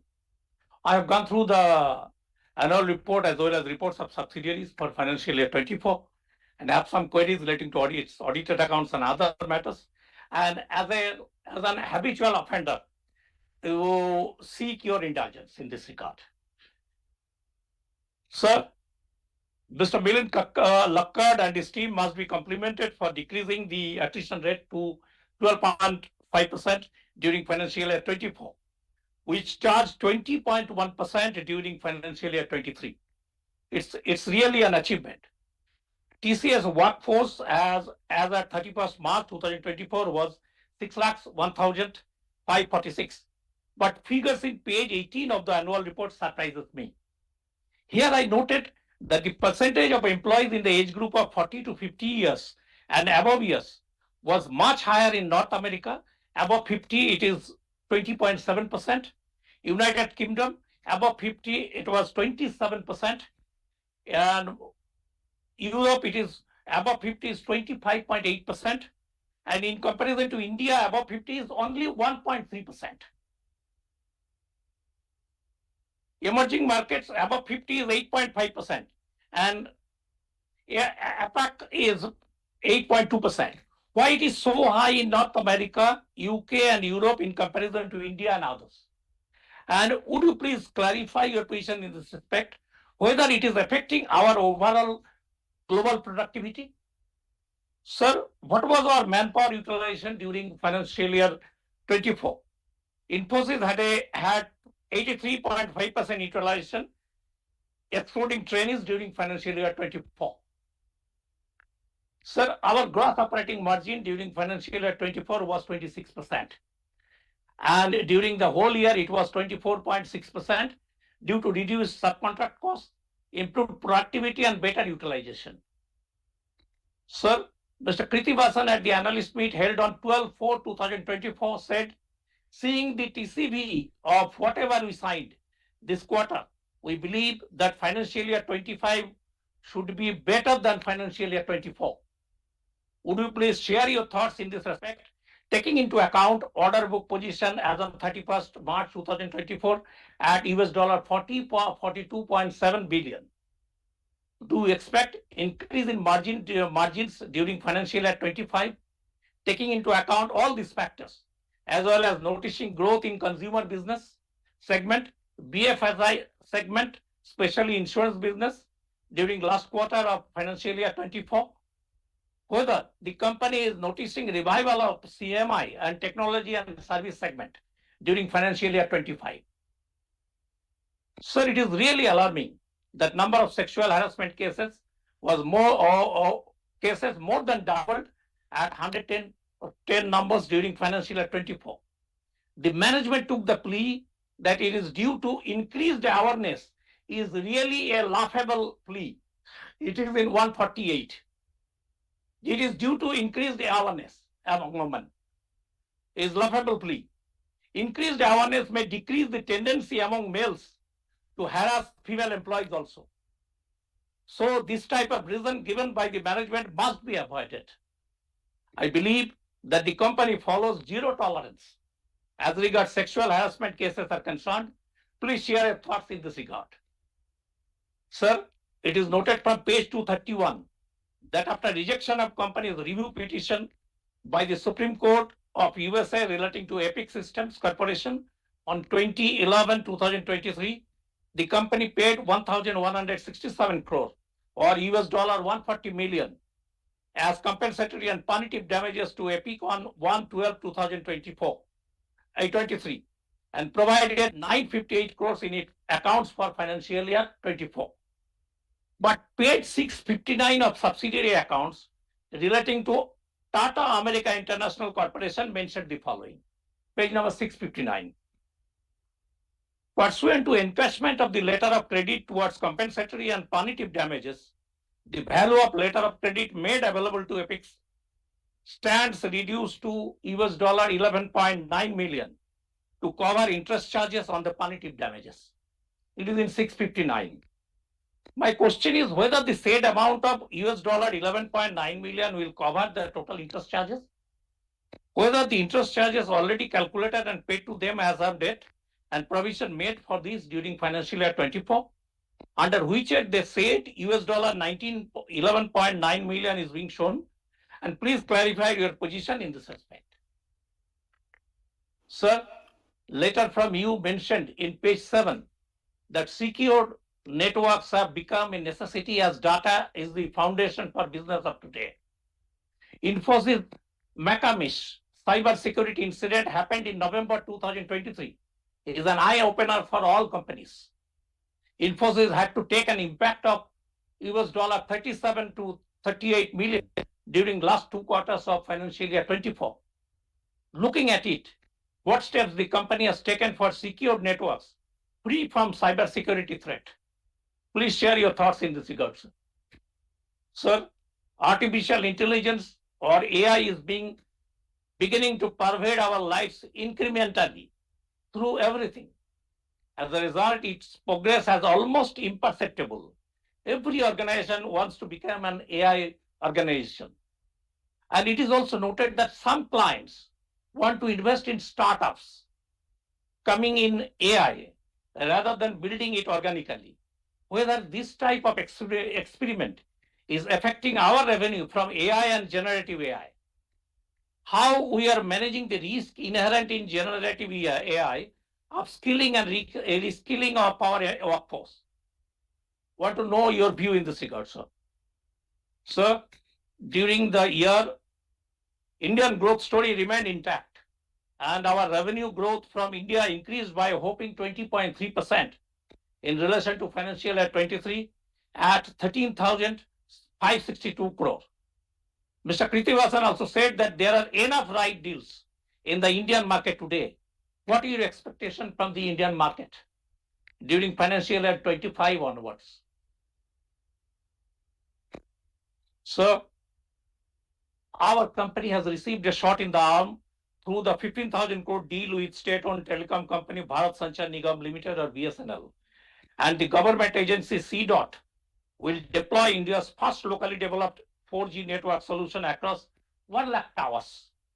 As per Mr. N.G. Subramaniam, Chief Operating Officer, who retired recently, that we have achieved about 10,000 tower as on mid-April 2024. What is the current status now? And when do you expect completion of the job? Whether its margin is comparable to other clients, or do you believe that its completion in 2025 will create a revenue vacuum during 2026? Whether any one-time impact of contract renegotiation and rescoping with any clients took place during financial year 24? In this connection, I have to mention, sir, Infosys had to take 100 basis points impact of corporate renegotiation and rescoping during financial year 24. And sir, I have 2 other questions. Sir, it is nice to note from page 292 that our CSR expenditure during financial year 24 was higher at 827 crore against statutory requirement of 818 crore. It is also noted that contribution to TCS Foundation in relation to CSR expenditure during financial year 24 was 520 crore. But if you look at page 267 of subsidiary accounts, TCS Foundation has not showed this 520 crore as grant received, which they earlier used to do. They showed project expenses as 133.43 crore and total income of 139.25 crore in PL account. Then where this 520 crore shown in TCS Foundation accounts? Is there any policy change as regards booking of grants took place? And sir, it is nice to note that our huge expenses in R&D, this year it was 1.1% of turnover, for a number of years started giving results. It is noted from page 135 that TCS is now commercially selling Clever Energy and other two solutions to clients to help them to achieve their sustainability goals. Would you please share your thoughts in this respect, disclosing revenue earned from selling those three solutions during financial year 24? And lastly, sir, after buyback and subsequent cancellation of shares, our paid up equity is 78.64% of authorized capital. So there may not be any bonus issue in the near future, and buyback of shares will continue during the coming months. Want to know your thoughts in this regard. And lastly, thank you, Chandra sir, for giving me chance to complete my questionnaire and also to others for patient hearing. Thank you all. Thank you. Nirupama Shah. So this speaker shareholder has not joined this meeting. Lekha Shah. Hello, am I audible, sir? Yes, ma'am. Thank you, sir. Respected Chairman, sir, Board of Directors, and my fellow members, good afternoon to all of you. Myself, Lekasha from Mumbai. First of all, I'm very much thankful to our Company Secretary Pradeep ji, especially Hina ma'am, for sending the AGM notice well in time. Again, I thank our Company Secretary Pradeep ji for their best performance and outstanding support for all my doubts. Hence, I have no questions today. Thank you, Pradeep Vasi, for such a informative and wonderful presentation. Thanks for the dividend, sir. Chairman, sir, I would like to thank all the personnel of company for receiving awards and recognition by your plan during the year 23 and 24. And also, I'm glad the company is doing very well the field of CSR activities. Sir, I hope the company will continue video conference meeting in future. So, I strongly and wholeheartedly support all the resolutions for today's meeting. Thank you so much, sir. Bhavika Mulchandani.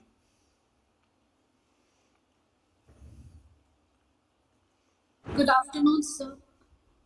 Good afternoon, sir. I'm Bhavika from Mumbai. I'm a part of Millennium MAMS. So this is I'm a first-time investor. This is the first company I bought shares, and I was extremely excited to attend this meeting today, my first ever shareholder meeting, sir. Sir, my question is, GenAI has been the talk of the year. So which industry verticals do you see having the most interest in adoption of this technology? Thank you, sir. Gautam Tiwari.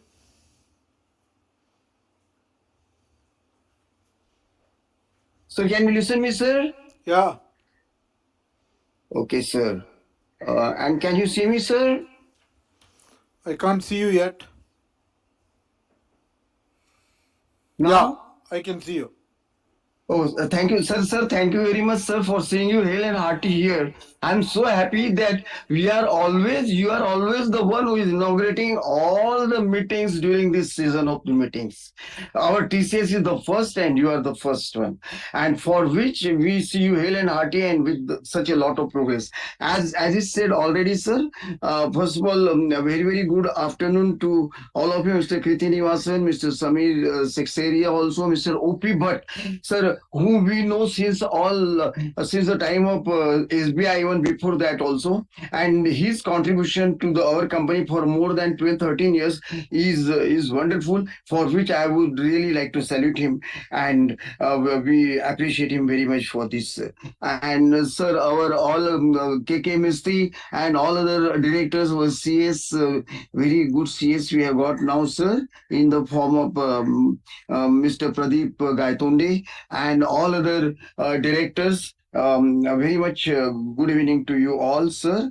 And here I am, Gautam Tiwari, participating from Mumbai. Dear sir, first of all, I would like to thank you for rupees 28 dividend and overall 73 rupees dividend overall and every time. Sir, one thing I would like to say, Sir, from your joining as a chairman, all Tata group of companies, including Tata Motors and all that, and whatever you had promised, you have fulfilled them. And we investors have earned four figures in all motors, and still are going to earn more by with demand and all that. And with not only with Tata Steel, all group companies along with TCS also. Although the TCS, sir, all our these companies, IT companies are having the downtrade. So our TCS is also having the downtrade. So what policy, what strategy our company is adopting to restrict this downtrade for at least our TCS hereafter, sir? Sir, I very wonderful services of our Gaitonde, for Pradeep Gaitonde, who is very good, very cordial, very cooperative, very harmonious, and very much helpful and very much caretaking. Sir, the investor service and investor care of our secretarial team, whole team is wonderful, and this is one of the best in the industries, which I can say with confidence because I have been traveling in so many countries and I have been seeing so many secretarial teams here and there. So I really appreciate you for this. Sir, dear sir, TC is always the of course that I have supported. Sir, our MD, your introductory speech and our Kriti Nivasan's speech also has given us very good knowledge about the company's working overall in the past, in the future, and presently, for which we are thankful to him, sir. Sir, I support as usual all the appointments and reappointments of directors, and also I voted for each and every resolution very much favorably in advance because we totally right from the depth of our heart along with our family and associates have got total faith and confidence in the management and our lifetime support even after that we assure you here with sir. In fact, we have grown up right from my first salary since last these 40 plus years with this Tata group of companies, just putting in at each and every time without fail. So we know how much you have made us malamal, not made us all investors malamal in this duration. Sir, we have got only some small things. In fact, आपसे question पूछना तो सूरज को really sir दीपक दिखाने जैसा है, लेकिन फिर भी in order to safeguard my understanding about it, I would like to know some of the things here. Sir, you have already said about attrition rate, which has reduced quite too much. Sir, what is company's strategy to minimize this attrition rate at higher level? Sir, now how many contracts, how many employees do you have presently, sir, on contract basis and on permanent basis with us? Sir, very important, sir. What are we doing, sir? Our company is doing in order to protect our top key employees from cyber crimes and give them a strong cyber security. Sir, we have done this acquisition of Tejas network. Sir, we had a lot of hopes with that. So to what extent our target has been completed in making companies progress due to this network acquisition, Tejas network acquisition. Sir, now, geopolitical, you have already explained quite in detail, sir, that all these things, uncertainties, global economic uncertainties, and geopolitical is challenges and all that, they have affected our company. So, to what extent our supply chain is affected, and to what extent we have suffered the damage because of this, sir? Sir, just casually I would like to know, sir, कि 20 साल हमने कितना dividend और कितने share transfer किए हैं sir IPF में और इन्वेस्टर प्रोटेक्शन फंड में और सर एक छोटी सी चीज है कि ये top all IT stocks including TCS are experiencing double trend for quite some time recently. That is all right, sir. How many of our patents are in the pipeline waiting for approval, sir? Waiting for approval. Currently, what is our currently हमारा carbon neutral rate we have already decided. Currently, to what extent we have achieved it, sir? और बाकी का तो सब ठीक है sir. One small thing कि हमारी सब्सिडियरी कंपनीज में से जो भी कंपनी लॉस कर रही है उनके लिए हमारी क्या स्ट्रेटेजी है, और सर आर्टिफिशियल इंटेलिजेंस को in what way we are making them useful for our company. Sir once again I wish you all the best as usual. I am here to always welcome you wholeheartedly. We have lived with Tata. I thank you very much for meeting all accountants. सूरज को दीपक दिखाने के जैसा है। Our your social responsibility, whatever you are doing for community work, all charities, this that everything is marvelous, super fine. Not only in India, abroad also we are appreciated for all this, for which we are thankful to you, sir. Indirectly हमारे हाथ से भी वो पुण्य काम हो जा रहा है, and we get the all punya karmas because of this. Thank you very much, sir. Once again, I wish you a very hail hearty life to each and every individual on board and all those connected with us, and wish you the best of the future along with a bright future for the company under your super fine management. Here is a grand big salute to you, sir. Grand. Thank you, Mr. Tiwari. Mr. Nachiappan.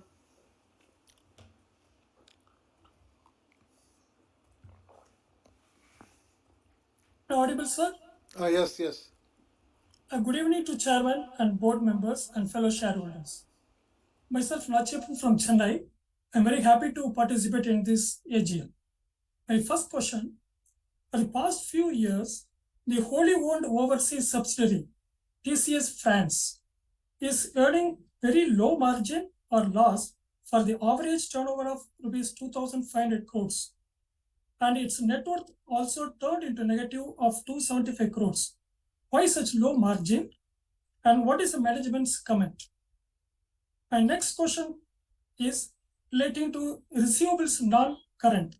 More than 3 years old trade receivables are to the tune of rupees 590 crores.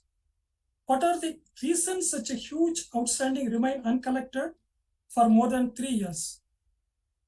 Next, is there any inorganic growth strategy in the pipeline to increase the market share of the company?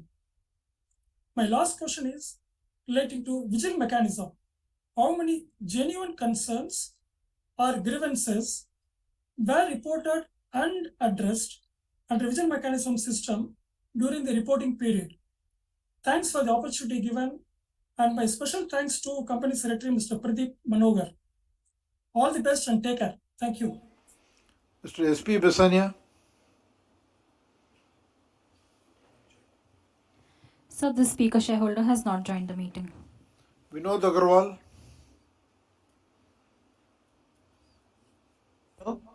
Hello. Yes. Hello, can you hear me? Yeah. Hello. Hello, can you hear me? Yeah, I can hear you. Please speak. Yes. Respected Chairman, Mr. N. Chandrasekharan, our MD and CEO of Kriti Vasan, and our Company Secretary, Pradeep Gaikonde. Good afternoon, regards to everyone, sir. Sir, I take everything in the figures to be taken for granted. You have done good numbers and all. My 2 or 3 queries coming late may be repetitive in the sense that, sir, AI will be used for productive uses and everything that you have mentioned, sir. But it can also be used for the harmful side effects of making defects. And can we not have certain watermarking of our software so that if someone is using our software and making defects, that no one can be caught, and the software is denied to that particular person or that entity whichever is using defects. Watermarking is done through that. And such generative AI, though productive, will be highly productive, will also replace a lot of workforce from the employment. So how do you see that? It can lead to productivity on the manufacturing side, but it will lead to a lot of unemployment by not new employment. Sir, our order book of $42.7 billion is very good, sir. But I'd like to know how much time would this contract periods are. One of them you mentioned was with the insurance company in UK for 15 years. So the normal size of contracts are for how many? 5 years, 10 years? And how much would this 42.7 billion last? And Sir, are we seeing any headwinds in recruitment of newer talent? Because the newer talent would be requiring newer sets of skills, sir, and which may not be available in the university as of now. So you'll have to upskill them. And are you getting that staffing with the company? And this thing, and knowledge will be different. This and sir, on the order book, sir, discretionary spending you mentioned is going down in the Western world, in America and everyone, due to inflation and other things. Are we seeing the order flow still very good, sir? This is my very good, small question, sir, and I'm pleased with the dividends and all the performance of the company, sir. I don't want to make those comments, sir. These are my queries, sir. Thank you. Signing off, Vinod from Mumbai. Thank you. Celestine Mascarenas.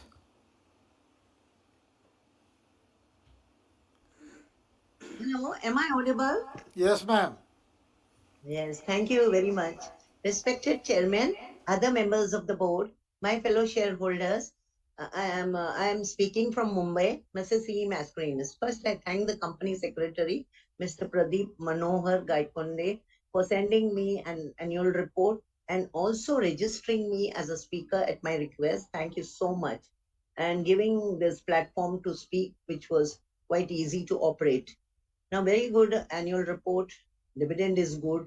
Buyback, bonus, and what else? Market cap. So here in this company, we cannot. I mean, support. We cannot ask you anything more because the good rewarding good share. I mean, to the shareholders. Now, congratulations for all awards which are given on page 91, 92. Also, I appreciate the good CSR work which is there in the annual report. Now I come to the ESG as this climatic and water and all. So my question is, are we listed on any dedicated ESG platform whereby more big investors will or may invest? My second question is, we have about 5,500 staff in the R&D, especially dedicated to AI, ML, quantum computing, chat GPT, data analysis, etc. I would like to know what is the attrition level in this sector, R&D, and if higher, how our company tries to take care of these very highly skilled staff. My third question, roadmap for the next 5 years, and where do management's vision and which vertical the highest growth will come? Also here, my sort of outlook for the company, can we not become NVIDIA of USA, TCS as NVIDIA of India? I don't know whether our management is seeing to this and dedicating more to the AI and this other, only concentrating on like NVIDIA. I support all the resolutions. I wish my company all the best, and especially a very good health to the TCS team, and may our company grow in strength to strength. With this, thank you so much. Namaskar. Manjit Singh.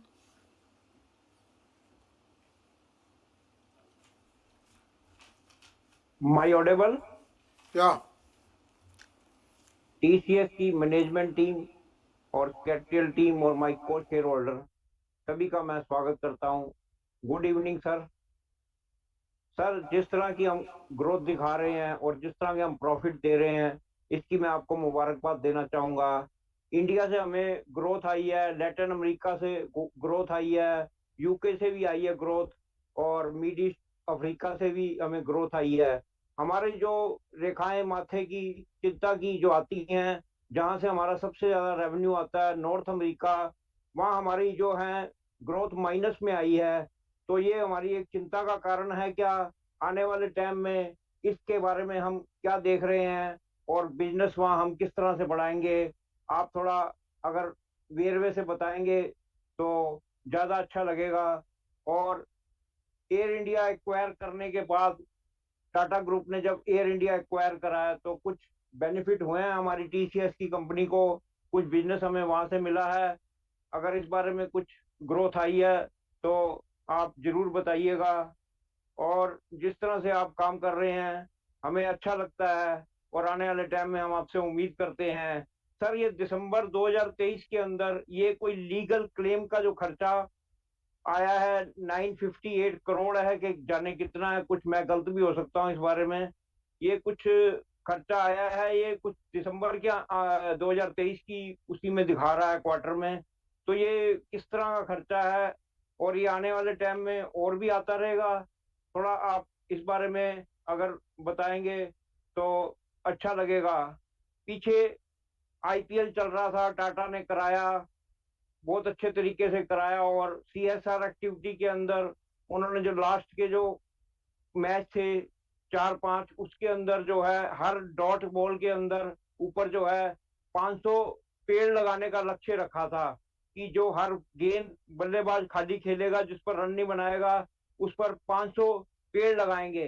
तो इस बारे में कोई TCS का भी involvement है CSR activity में? जिस तरह से जो है टेम्परेचर रोज नए आंकड़े बना रहा है, खास करके मैं नॉर्थ जोन से हूँ तो यहाँ गर्मी का ज्यादा असर है। टीसीएस जो है समर इसका कुछ देख रहा है सीएसआर एक्टिविटी में? जिस तरह से आपने आईपीएल के अंदर पेड़ लगाने का प्रोग्राम बनाया टाटा कंपनी ने, तो इसमें कोई इन्वॉल्वमेंट टीसीएस की भी है? अगर इस तरह की कोई इन्वॉल्वमेंट है तो आप इस बारे में बताएंगे तो अच्छा लगेगा। और भारत जो है बहुत एक विशाल देश है, इसकी जनसंख्या बहुत है, और कुछ एम्प्लॉयमेंट देने में हमारी कंपनी शायद कुछ 2 साल में कमजोर रही है। आने वाले टाइम में अनएम्प्लॉयमेंट को खत्म करने के बारे में कुछ आप करेंगे? एम्प्लॉयमेंट को ग्रोथ बढ़ाएंगे, एम्प्लॉयमेंट कुछ ज्यादा देंगे? इस बारे में अगर कोई ऐसा प्लान है तो हमें बताइएगा जरूर।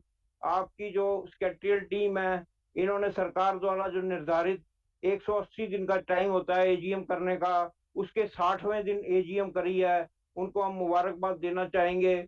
और जिस तरह से कंपनी बीएसई के अंदर लिस्टेड है, 532540 हमारा कोड है, टीसीएस सिंबल है, तो हम आने वाले टाइम में यही उम्मीद करते हैं कि कंपनी और ग्रोथ करेगी। और जो हमारी कंपनी ने बायबैक लाया था करीब उससे 10% के नीचे हमारा शेयर बाजार में रेट है, हालांकि इसमें कंपनी की कोई इन्वॉल्वमेंट नहीं होती।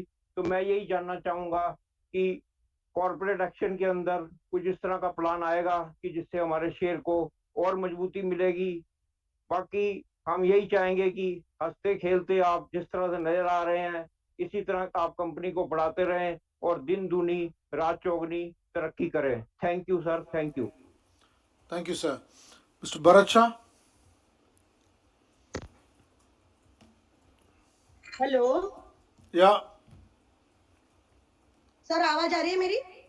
Sir, yeah. स्मिता शाह बात कर रही हूँ। हेलो।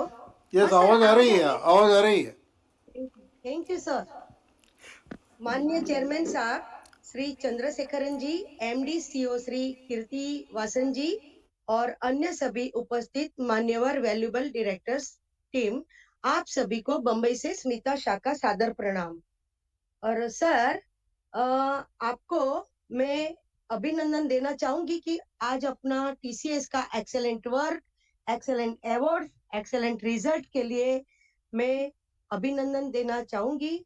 और कंपनी का 5 साल के कंपेयर में revenue, trend, earning per share साथ में बढ़ोतरी सभी में नजर आ रही है। और खास कर शेयर होल्डर पे आउट रेशियो भी बढ़ता चला आ रहा है।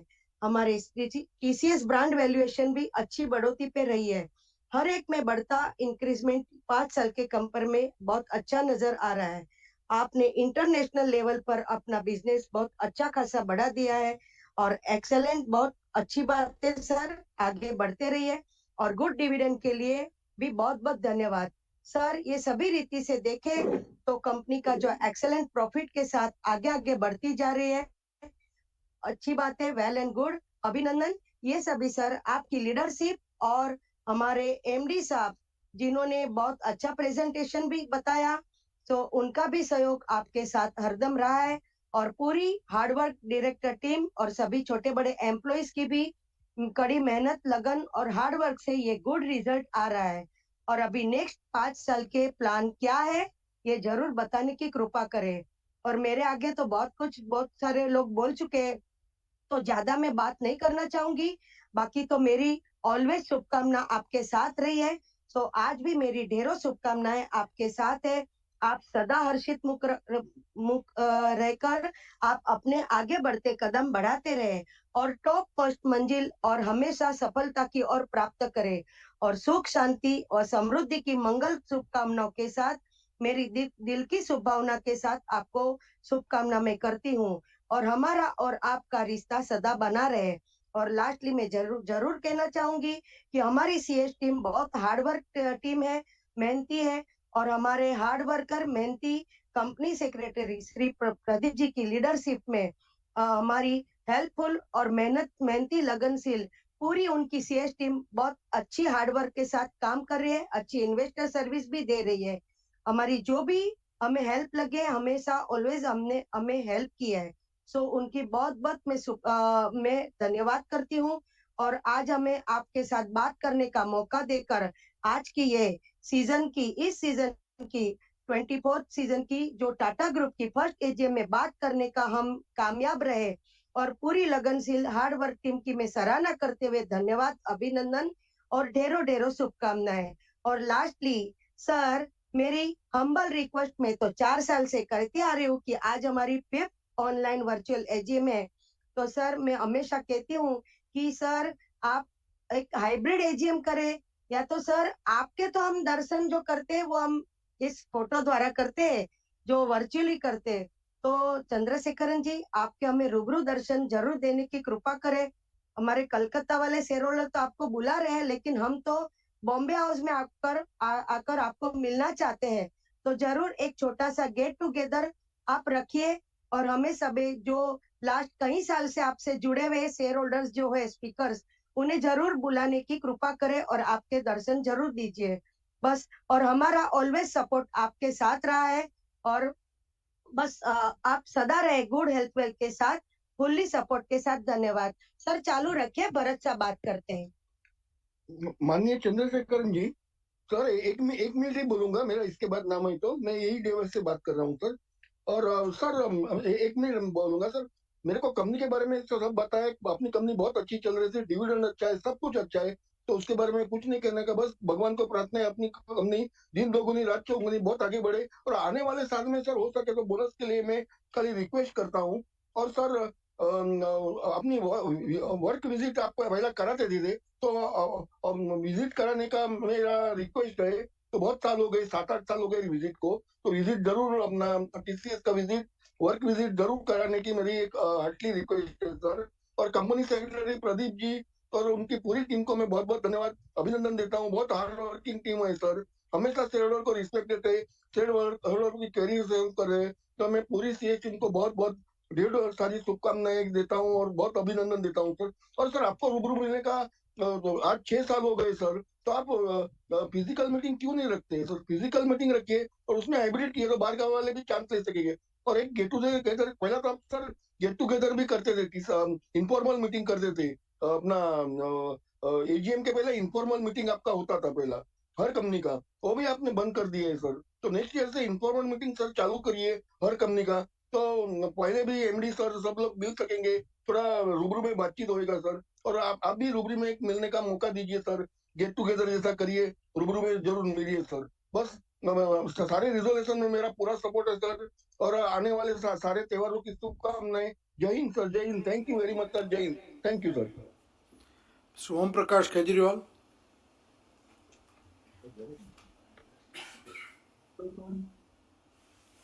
Can you hear me, sir? Yes, yes. Thank you.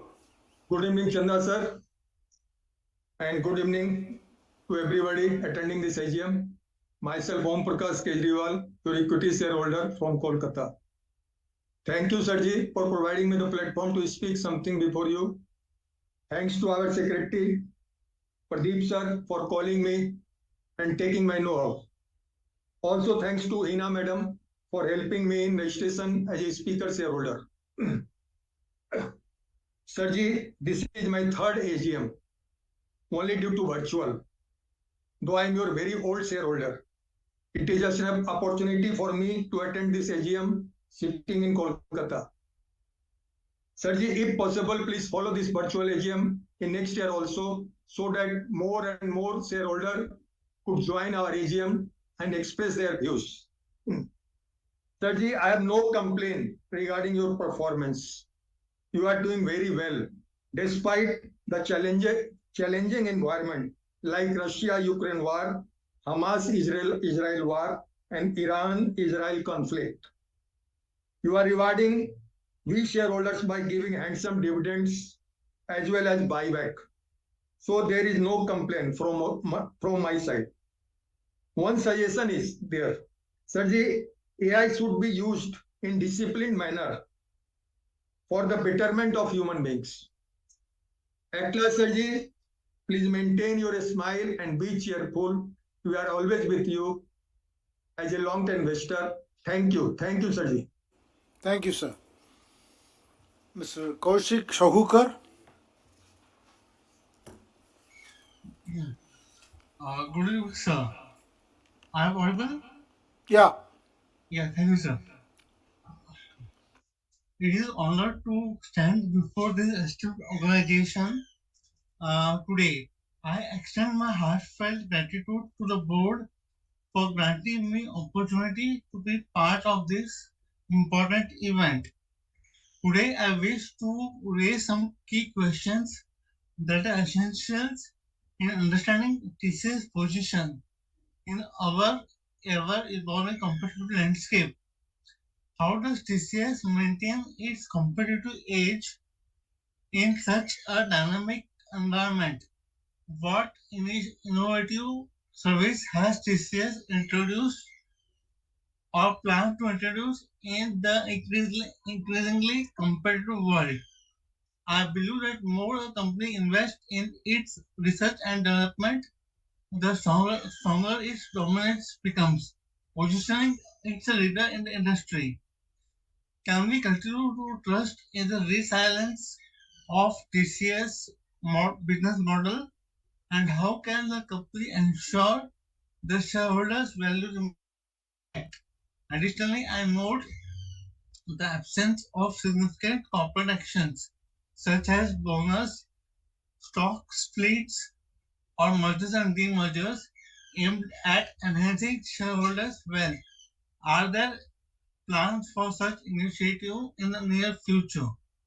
I would like to inquire if TCS has any plan to manufacture any equipment for the benefit of specially abled persons. While this might not be significant revenue generator, it would undoubtedly bring immense blessings and alleviate the pain caused by disabilities. Before I conclude, I would like to express my concern regarding companies' approach to corporate social responsibility. If company cannot assist those in needs, which when it is most crucial, what is the purpose of CSR activity? I would appreciate I would appreciate it if something could be arranged, and I had requested the company support in certification audit, including Form 15CB. I have been continuously chasing company for the said work for several years now, since the era of Rajendra Moholkar and even before that, during Suprakash Mukhopadhyay. But apart from assurances, I have realized the thing. I am confident that TCS is capable of doing something more substantial. Before I conclude, I want to express my gratitude for the outstanding services provided by our secretary team.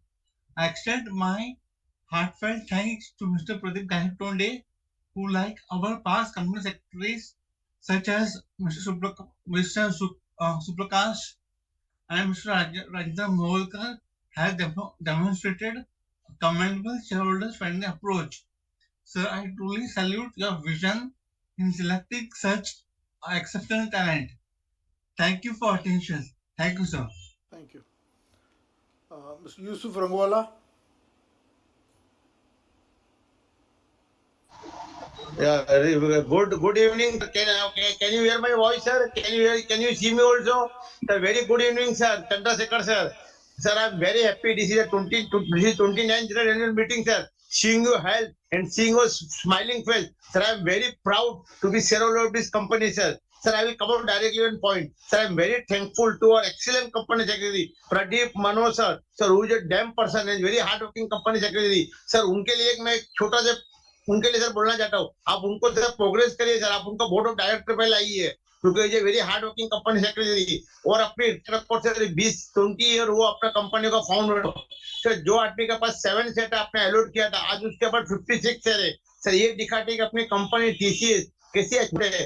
Sir, अपने पास total number of 5600, total number of staff RGS and अपना annual report आपने 336 page का आपने print किया है sir. Sir, ये इतना अच्छा आपने प्रिंट किया है sir. Page 91, 92 many award, one lady is smiling on page number you can say 92. Sir, I am seeing this award, I am very happy.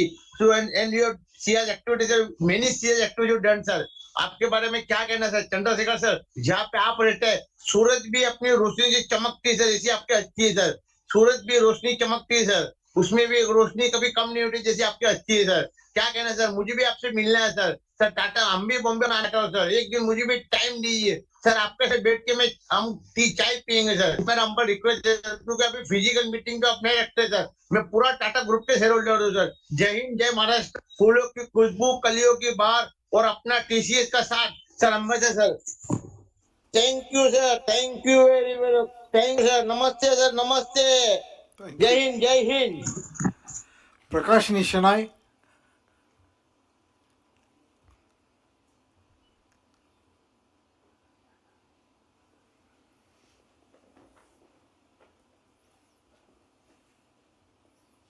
Prakash Nishanai.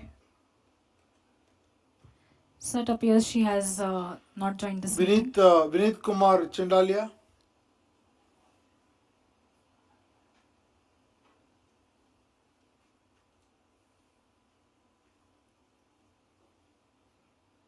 Vinit Kumar Chandalia. Sir, he isn't present. Rajesh Chainani.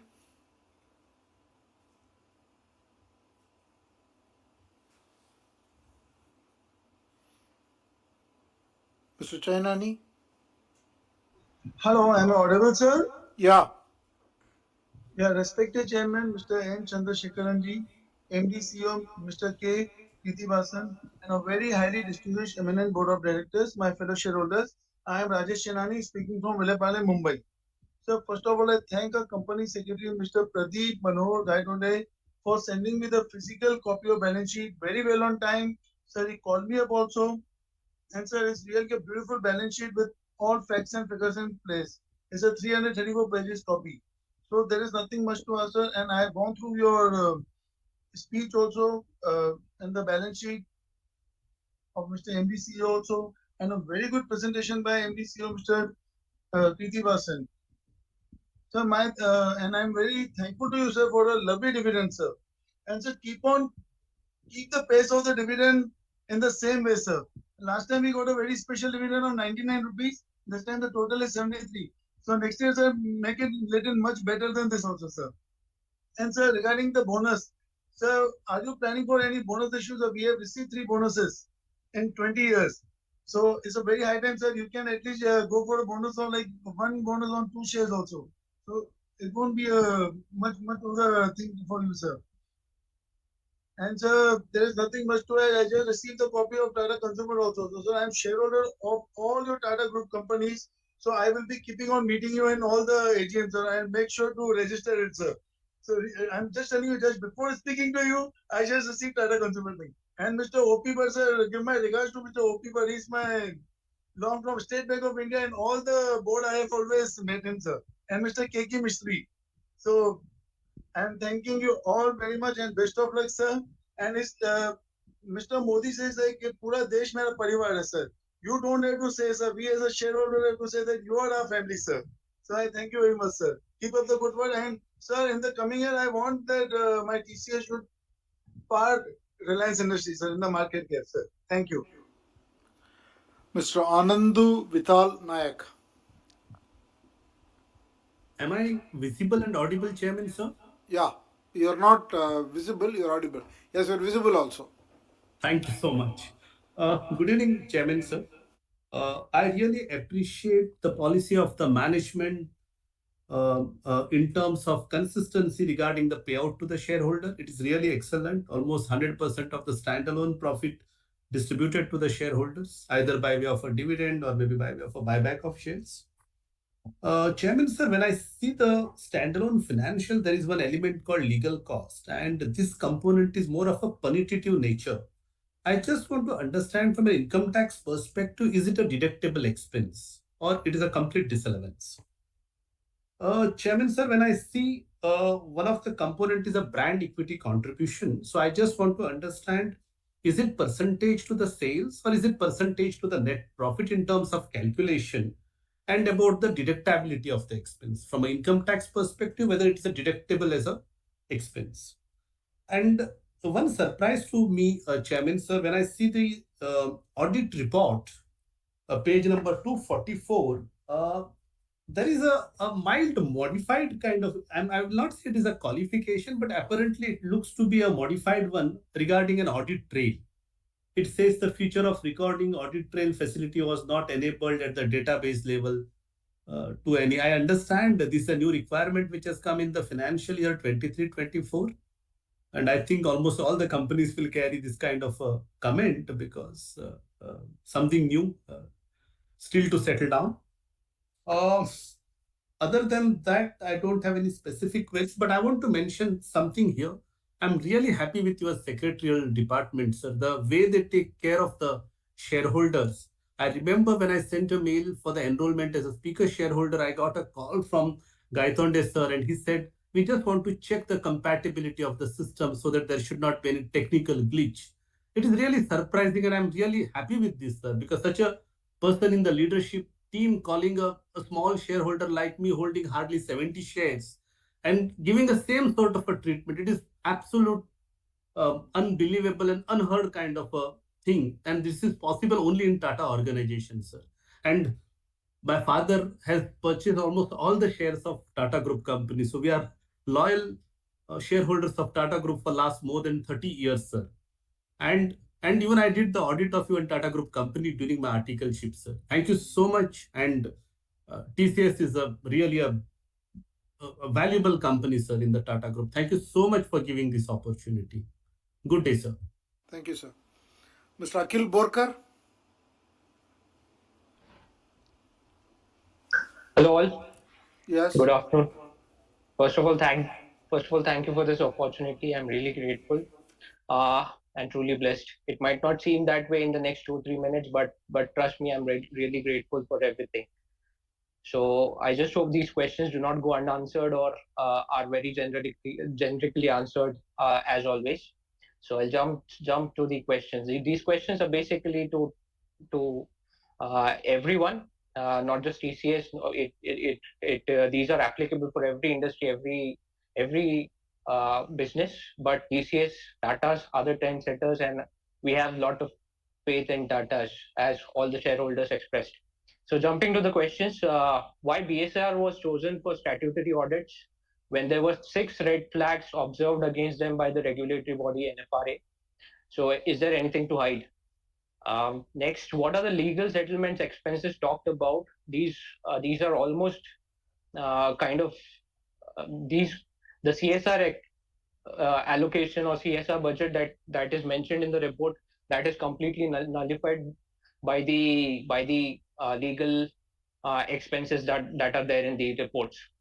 The posh cases that are highlighted, these have doubled, actually more than doubled. So it's a mentality issue, definitely, in spite of all the trainings and etc.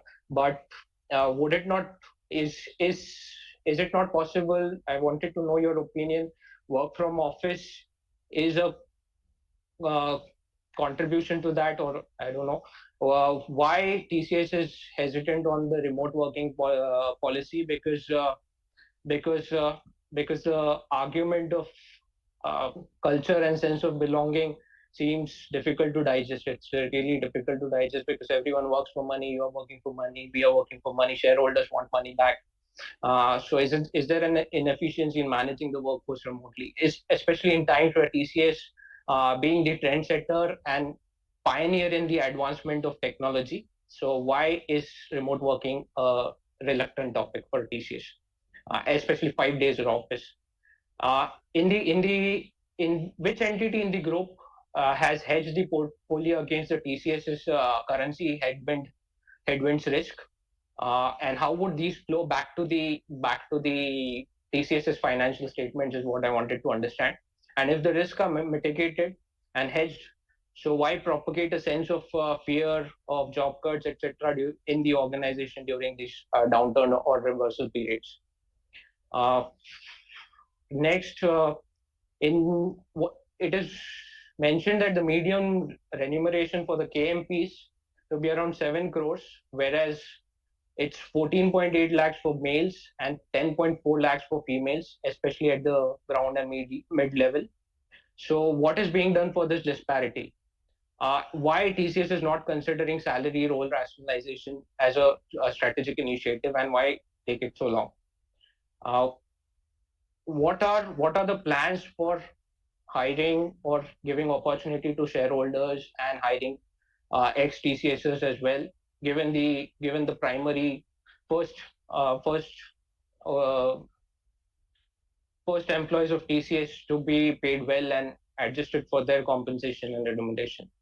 What is the M&A strategy? Especially, is there any divestiture plan? Is what I wanted to know. Gen AI is talked of lot, but its impact is not realized, is what is evident from the reports. Impact is realized in the sense how exactly the impact would be realized in terms of the societal cultural change in the entire operation. That is what I wanted to know about. Also, quantum computing. There's a small percentage allocation in the quantum computing space, but again, the same thing. Quantum computing impacts and details are missing. If you could include that as well. Also, what are the plans for buyback in the coming future? Because it's just 25% of the entire shareholder equity. So, and what would be the stance? What would be the impact if this public investment is revoked? I'm truly sure that the loyal shareholders would stay with TCS, and if TCS decides to take a strong stance on employee satisfaction, just as it takes for shareholder and customer satisfaction, these shareholders would not go. So yeah, that's it for now. Thanks. Bharati Sharaf. So speaker number 32, Ms. Bharti Saraf, and speaker number 33, Mr. Ashok Sumrabanyam, have not joined the meeting yet. Mohit Dugal.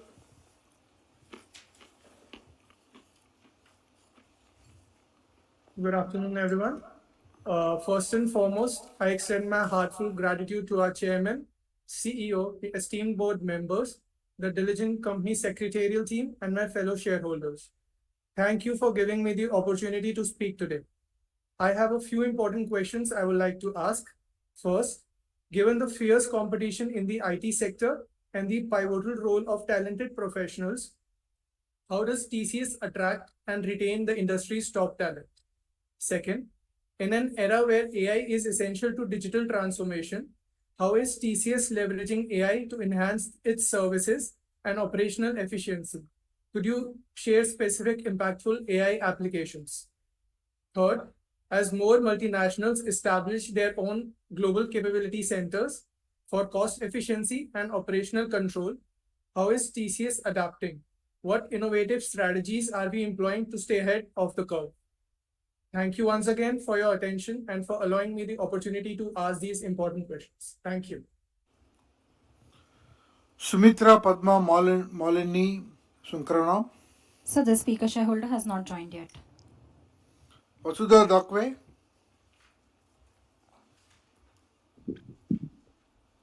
Hello. Yes. Good evening, respected chairmen, sir, board of directors, and my fellow shareholders. Myself, Vasudha from Thane. I would like to congratulate our company secretary and his team for sending me the soft copy of the report well in advance, which itself is clear and transparent. The opening speech given by Chandrasekhar sir is also very informative and excellent. Most of the question was asked by my previous shareholder. I would not take more time. With this, I support all the resolution. Thank you very much and wish the company all the best for coming financial years. Thank you, sir. Thank you, ma'am. Liju Mathai Kimonil. Good evening, sir. Good evening, CEO, sir. I will take only a few minutes actually. I just want to know that in future there are a lot of headwinds. And what is your plan for these coming years, means 2024-25? How the inquiries are converted into business actually? Whether any inquiries are there in the pipeline? And what will be your guidance for next 1 year actually? Now you have crossed 6%, you have shown the revenue increase. So whether it will increase or decrease. And second thing I want to tell you that you have taken 2 buybacks. That is one last buyback was 4,000 for rupees 4,150, and before that it was for rupees 4,500 actually. After taking the buyback also, the share values have gone down by 25%. What is the reason for it? Because generally when the buybacks any company declares, the share values used to go up. And as some of the shareholders told that we have completed around 20 years after the listings. So what is your plan for giving the bonus? At least this year we are expecting some bonus because your peers have already given bonus. But still that TCS has not given from last 5 years. And I would like to ask one more question. Do you have any program for internship for the young budding engineers actually? So because you are doing a lot of CSR work, okay, it is good, but why don't you do some internship program so that young budding engineers will be benefited in your organization, and it will be good for the country also. So that's all, sir. Thank you very much for all these questions. Sonakshi Saragi. So speaker number 38, Ms. Sonakshi Saragi, and 39, Mr. Sujan Modak have not yet joined. Abhijit Kumar Srivatsava. Hello, good afternoon, Chairman sir. This is Abhijit Srivastava from Noida, and thanks for having me on the TCS AGM. It's an honor to speak at this. I just wanted to ask few questions. I think several other people have already asked. One thing that are you planning to take ex-TCSs back into TCS? And the second question is like BSNL account, like BSNL is also already facing a lot of losses. So I am concerned that it should not be going into NPAs, some sort of loss-making entity or loss-making account for TCS, where we are putting in a lot of money to save the account. That's my concern. And congratulations for having a great result and focusing on Gen and AI use cases for the future. Thanks a lot. Thank you. With that, we have come to the end of all the registered speaker shareholders. Now I would like to respond to all the questions raised. Some of the questions are repeated, so I'm going to try and answer them once and will not repeat them again. Mr. Arun Kumar Bopanna, thank you for your comments. You asked about TCS role in voter list, digital infrastructure, etc. TCS has always done very, very important mission critical projects in India. Whenever there is opportunity to work in such prestigious projects, which are public services related, TCS will always be interested to work in those projects. Second, on AI adoption and regulations, yes, the AI adoption is something that will happen very significantly. Many speaker shareholders asked a lot of questions about Gen AI. The questions ranged from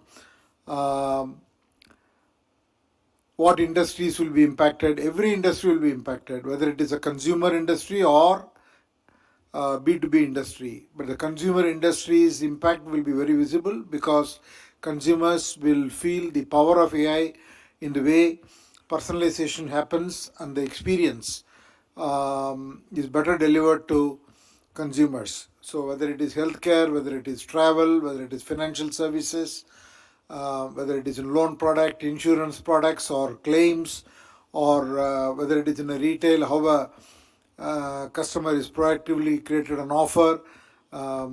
Similar thing in airlines, similar thing in hotels. So all those things will be significant because of AI. And similarly in B2B, real-time visibility, supply chain visibility, and the data gathering and the analytics that will go into it, and in the way the solutions will be automated, etc. Many impacts will happen because of AI. Someone asked a question whether AI has a negative impact. Yes, any technology that brings a lot of positive possibilities also can be misused by people who want to misuse them, and that is something we have to watch out for. That is why regulations are necessary. This industry has to be regulated. There is no question about it, and the governments in the world are aware of this, and regulations will come more and more as we move into the future. And another area about AI is the privacy, data privacy. That is another area that will get very strictly regulated. And what investments TCS is making, already we covered it. There are a large number of projects being done by TCS with their clients, and also in the Tata Group, there are more than 100 Gen AI projects are going on at any point in time. So this is something we all have to prepare for and adapt ourselves to realize the benefits, and at the same time safeguard against any negatives. The other issue about AI, someone asked about job losses. Yes, in certain areas, AI and Gen AI will automate stuff, and that will result in higher productivity, but at the same time, job losses. But in some other areas, AI will require a lot more capability, a lot more jobs will be created in certain other areas like data management and so on and so forth. So it's a mixed bag, but we need to handle this, and we need to proactively embrace this so that we are able to reskill people, prepare people for the change. And another question was regarding cyber threats. It's we also talked about secure networks. See, anytime we innovate to produce something from a technological point of view very advanced, at the same time you will have to anticipate there will be people who want to beat that and create a negative impact. So cyber threats are real, and TCS is building its capability, constantly investing, and we will continue to do more. You asked about TCS's preparedness to navigate the advancement in financial technology. All I can tell you is that TCS is at the forefront of technology and deployment of technology in many sectors, and primary one being the financial services technology. Thank you. Ms. Purdehi, thank you for your comments. I take note of your comment on the page number legibility due to the black color that has been used as a background, and the company secretary will take note of that for next year. And I already answered your question on AI and employment. Geopolitics, it is the nature of the world that we live in. We are at least looking at 3 hotspots in the world at this point in time, and we definitely need to be prepared to navigate any surprises that will fall out of these geopolitics. But currently, I can tell you that TCS's business is not impacted. And Mr. Shailesh Mahadevia, you asked about the technology investments. TCS last year made a total investment in capex of 2,650 crores. That is lesser than the normal because we had stopped some of the capital projects during COVID, and those projects are beginning, so the capital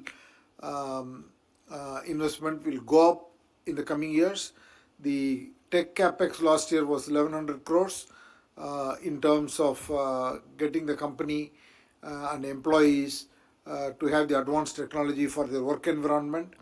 1,550 crores for physical infrastructure. On research and innovation, TCS investment was in excess of 2,750 crores. That is also a technology investment. And Mr. Praful Chavda, thank you for your comment.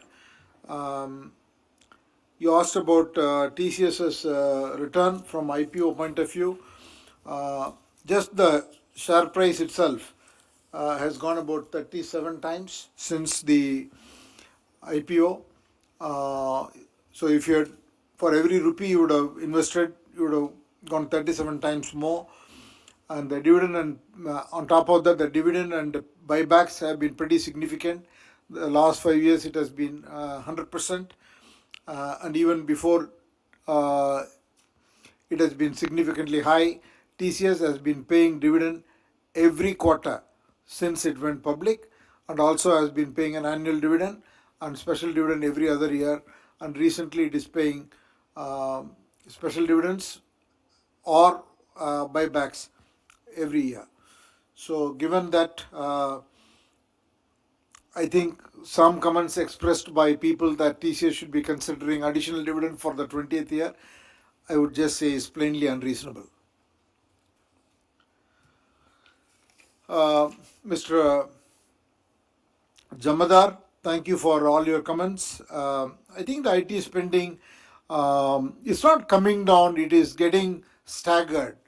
So as the world is going through certain uncertain times, remember the technology spend for all corporations globally will only increase, because you see two sides. One are the megatrends that are changing the way all of us live, how the businesses operate.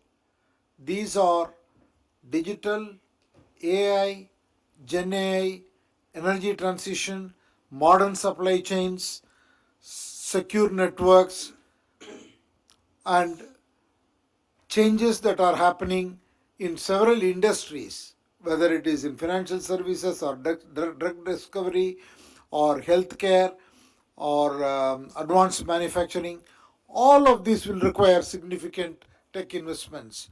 So the investment in tech and the total available spend for companies like TCS to grow their business is on the increase year after year, and it will continue to be so for the foreseeable future.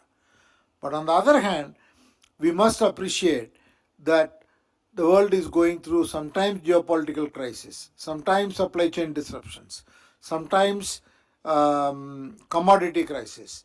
Many such things happening which will either impact the economic growth of a country or inflation of a market, and those things will have short-term budgeting impacts for companies, because every company have to meet their business targets and shareholder returns. So there will always be movement of the budget between this quarter and the next quarter, between this year and next year. But remember, the overall spend on technology is very solid, very sound. That is a foundation for the future of every business and every society. So TCS is in a very good space. And somebody asked which sector will be a laggard sector, which sector will be a strong sector. As I said, all the sectors are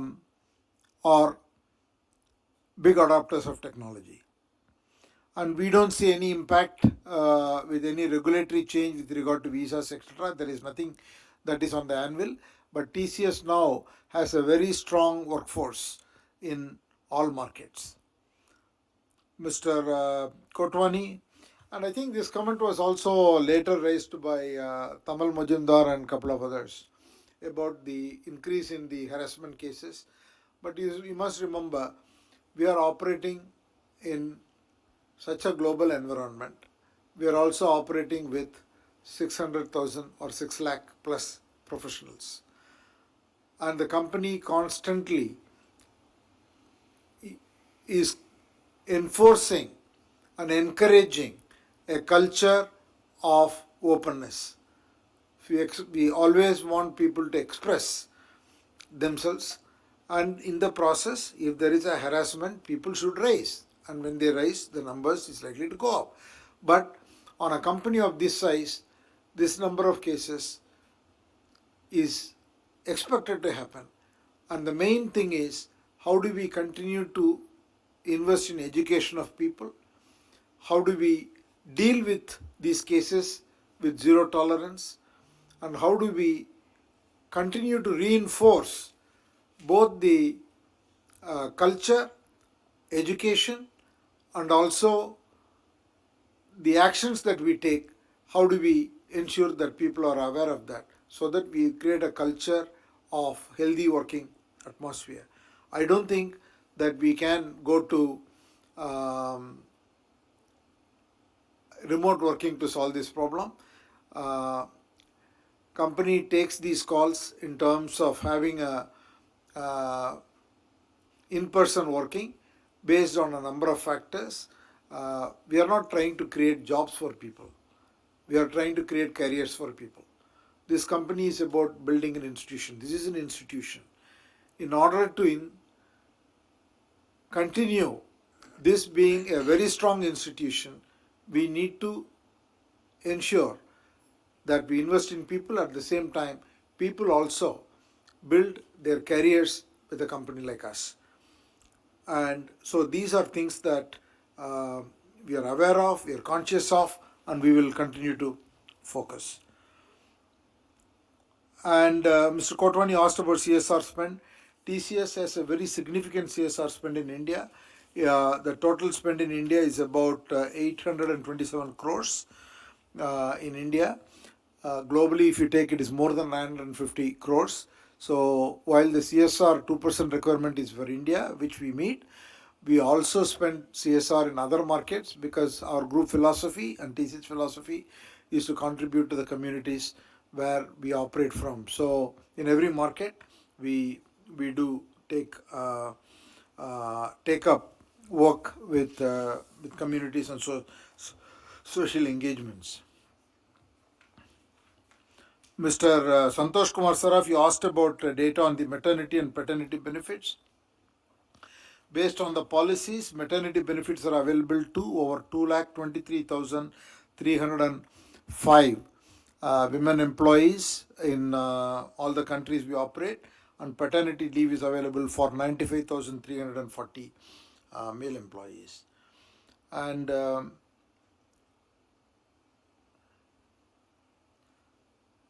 Mr. Manoj Kumar Gupta, thank you for your comments. Radha Saraf, you asked about talent management, and the talent management is something that TCS is focused on. This is something we constantly think about and constantly discuss what other things we can do. TCS maintains the highest retention rate industry for years, for decades, and it doesn't happen as a chance. This happens because we are committed to maintaining high retention. We continue to look our policies, continue to relook at what else we can do. So this is not one magic thing that I can tell you. There's a number of things that we do holistically, from training to engagements to performance to career opportunities to job rotation to 100 other things that we do. Sarath Kumar Shah, I understand your ratio analysis. The cost of equipment and software, it is primarily to do with some SA engagements. Whenever in a year the SA engagements go, that is the system integration engagement goes up, you will see an increase in the cost of equipment and software. Last year, some of it is also due to the equipments in the BSNL contract. And you asked about cloud. Many couple of others also asked, why can't you build a cloud like a Microsoft or like a NVIDIA hardware? See, TCS is a services company. TCS's focus is on building solutions across industry verticals to client. And what we do is to partner with people who make products or hardware and bring their solutions to client in the client's context and the client's industry's context. That's what we do. And you asked about EPS. You talked about the EPS growth in 10 years. Is it the right level? So you got to remember, TCS in these 3 years has given 3 bonuses. So if you want to see the real EPS per share equivalent to 10 years back, you need to multiply it by 3 times. And 8 times. And you asked about who is the equivalent of FC Kohli. I mean, that is not a correct question to ask.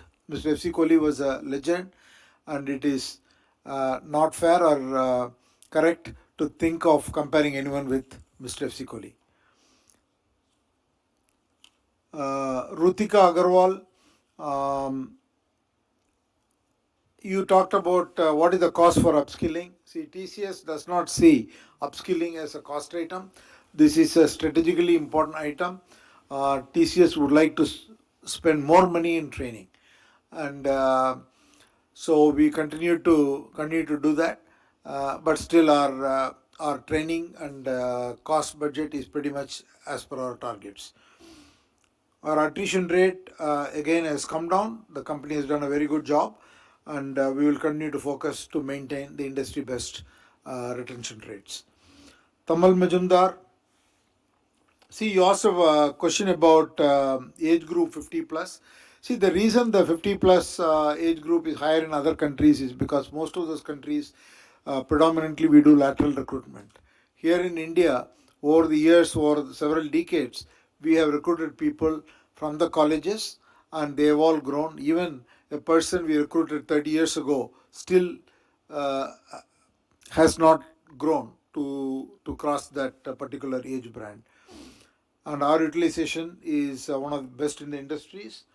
And our operating margin, see, we don't give guidance. Many people asked, are you going to grow better in FY25 than in FY24? Will your margin FY25 better than FY24? All I can tell you is that there are growth opportunities. We see positive signals. Our intent is to deliver better results in FY25 from growth rates and margin point of view than in FY24. And you asked about the EPIC. In the EPIC, the case has been closed, but the interest charge is still sub judice. So the 11.5 million you find in the subsidiary is a provision, and that will get decided as and when the court makes a decision. And TCS is focused on secure networks. See, we constantly check our networks, constantly check our readiness and look at vulnerabilities. So our intent is to keep ahead of any attacks that can happen. TCS will develop AI capabilities, intellectual property, and will also work with startups, and where it makes sense, will make investments in startups. The BSNL contract, yes, 10,000 sites have been rolled out, and more sites have been rolled out now. Our intent is to complete this project this fiscal year.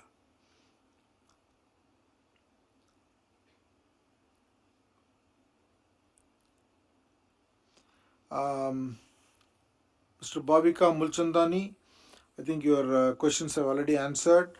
Mr. Gautam Tiwari, already you answered your questions on attrition rate. You asked about employees on payroll versus employees on contract. There are 6,01,546 employees on the payroll who are permanent employees of the company, and 30,312 globally are contract employees. You asked about transfer to IPF. The total money transferred to IPF during FY24 is 4.77 crores.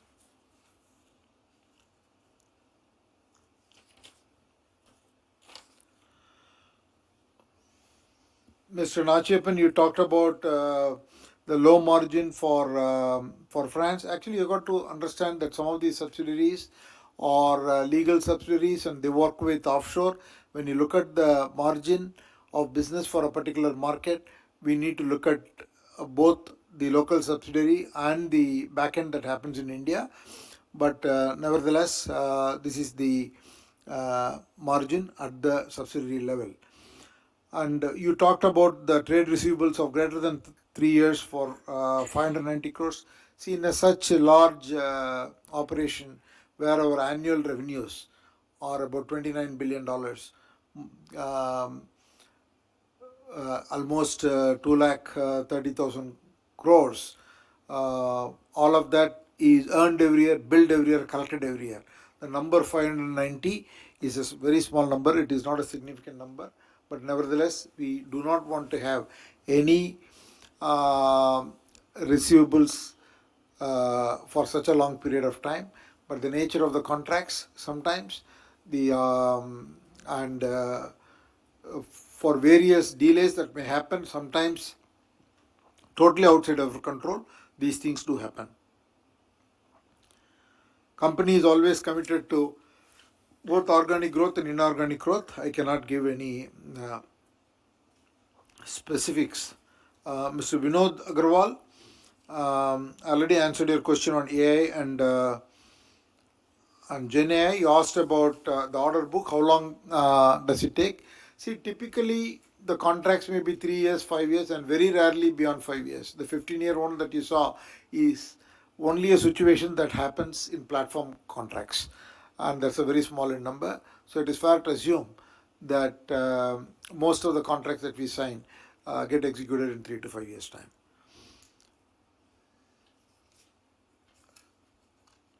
Celestian, and we do not see any headwinds in talent, thanks to the good work by the company and the brand that it enjoys. So we are able to attract talent.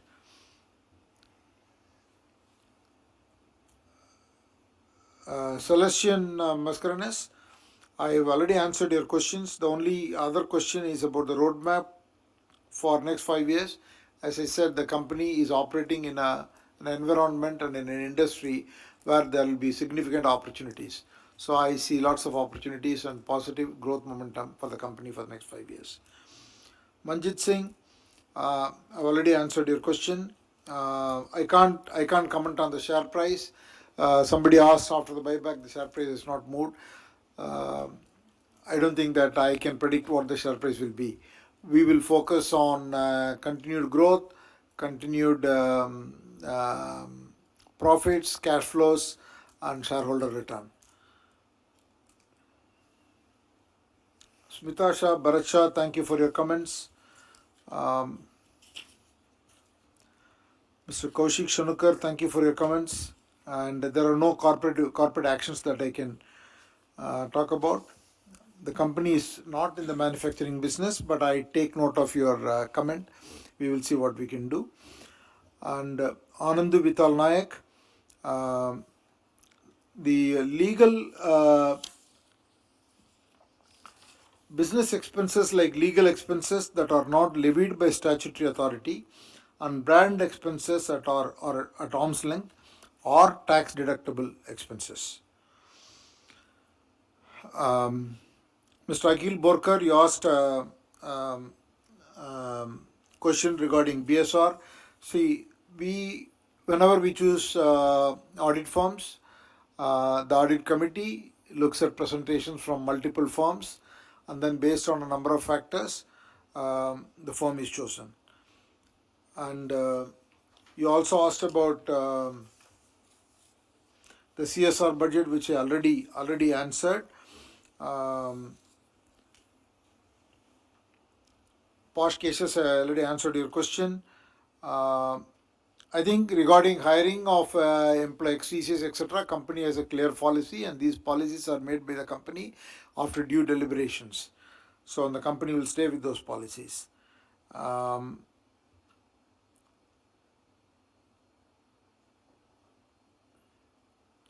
And you asked about the difference in pay structures between male and female employees. All I can tell you is that TCS treats everyone fairly and everyone equally. If there is a difference in a particular brand, it is because within that particular band there may be difference in experience and levels, etc. So otherwise, there is absolutely no difference in the way it treats. In fact, we would like more women. We would like more women at the senior levels. It's our constant endeavor. While we have a 36% workforce, women workforce in the company, we would like to increase that further, and also we would like to see more women in the top layers of the company. So there are efforts around. Mr. Mohit Dugal, I already answered your questions. Mr. Liju, I already answered your question. Mr. Abhijit Kumar Srivatsa, I think this contract is strategically a very important contract with BSNL. We are very proud of the opportunity to create an indigenous network infrastructure solution for 4G, 5G, and then beyond. So we are very happy with that engagement, and I'm pretty sure that that engagement will successfully end and will lead to many other engagements. With those, I have answered all the questions raised by honorable shareholders. Now I authorize Pradeep Gaitonde, Company Secretary, to conduct the voting procedure and conclude the meeting.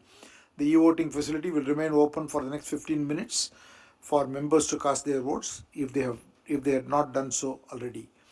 The results will be announced within the time stipulated under the applicable laws, and the same would be intimated to the stock exchange and uploaded on the website of the company and that of NSDL. I thank you all shareholders for attending today's meeting and for your continued support. I am also grateful to the support from all the directors, and also thank them for making it possible to join today.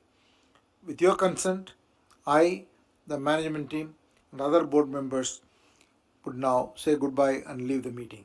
I request all you shareholders to stay safe and healthy. Thank you very much.